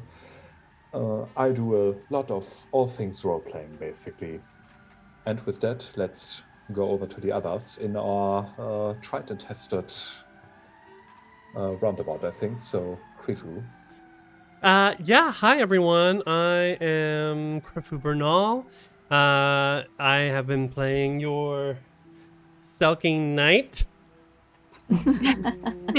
Just get cozy So with that cute. blanket. So cute. I will be back on Manapot on Monday for some more Starfinder action, as we do. Is it this Monday already? Oh my god. Well, Oh, so we're still goodness. doing the commencement, the first level. Yes. True. True. And then I'll be back here next week, of course, for the second and final part of our Changeling flight. Please definitely join the Discord. Check out our calendar for all of the awesome stuff that is going on here at Manapot. And yeah. Make sure you're here next weekend to get some more Changeling action. Yay. I guess that it's me next. So That's true. let's see. If anyone is interested in playing a game with me as a DM, I'm a pro GM on Start Playing, and I have a campaign starting tomorrow. There are still I can do words. There's still 2 seats left at my table if you're interested. 2 p.m. Central European time is when we're playing tomorrow. Every other week. You're welcome to join. It's a classic dungeon crawl, Sunless Citadel, if you've heard of it. It's a good time. I've run it 2 times already. Besides that, I will be in Girls Run These Worlds on Monday. We're doing the penultimate episode of our Regency Remixed series. Very exciting. I adore this game and the people that I play with. And besides that, I am kind of all over the place. Oh, tomorrow I'm doing an interview actually for Indie December for Indie TTRPG people. Tomorrow, 7 p.m. Central European, 1 p.m. Eastern. In December, I'll post it on social media. I'm Lalion Cosplay everywhere. You'll find me. I'll post the links. And that's me. Yes, suppose it's gone to me. I'm Hedgehog, and as you probably guessed, this isn't real at all. Oh, there you go. I have my hair back. Rip that wig your off. real hair? That's Oh my my real- goodness. I only looked cool Hair for a off little wig. bit. Now, oh my god, I look horrific. No, you can find me on pretty much everywhere now at Hedgehog. Sometimes at Hedgehog UK if someone's been rude enough to steal the original. Not a lot really for me now to the end of the year. I remember literally my only engagements now are here at Manapop, Saturdays and Mondays, and that's it to the end of the year. Come New Year, I've started a whole new channel, the Misadventurers League, and we have a Saturday show starting up in January. Don't know the exact date yet. However, I will put the Twitter in the Twitch chat. There is going to be a casting call coming out for a Thursday game in possibly the first week of February for a start. I'm going to take what was going to be a Fallout 3 shot and I'm going to turn it into a proper campaign. So we'll do probably 10 to 15 sessions. So that'll be coming out. So if anyone's interested, keep an ear on that. And that's me. Cool. That leaves me. Hi, it's me, your friend Inez. Oh, I had so much fun. This was so cool. I had a lot of fun playing the very soft-spoken law at this time. I don't normally play very soft-spoken characters. They're usually kind of loud and with a deep voice and bouldering over everyone. But yeah, it was very nice to be very toned down, actually. Yes, you can find me everywhere on the internets at xxsuccubusgfxx. Hive and TikTok are most active, even though Hive's kind of down for maintenance right now, which is totally fine. But I'm not back on Twitter. Do not find me on there. Let's see. For other projects, I don't really have anywhere to post them right now, so I don't know. Twitter usually, I think, has the going live notifications. I just don't retweet them anymore. But on Thursdays, not this Thursday, next Thursday, I'm over on Horde of Tales playing Demons 12, A Cold's Eye, where I play the very interesting and sometimes very funny. And last time, a bunch of raccoons in a trench coat. Cogmoon, who is a void demon, who, she drank a potion that turned her into a bunch of raccoons. So, which was very fun. Raccoons are my favorite animals. So she's very cute and she's very gremlin-like and likes to collect things and all that stuff. And on Mondays, I'm here, but not yet. That's in 2 weeks, I think, when we're back. So not this Monday, but the next, I think, we'll be back. So keep an eye out for that. And I'm here. This is also where I reside. Until next week, I think that is it. Yeah. Thank you so much. I love you. Thank you too. And with that, all that's left for me to say is thank you and good night. Good night. Bye. Good night.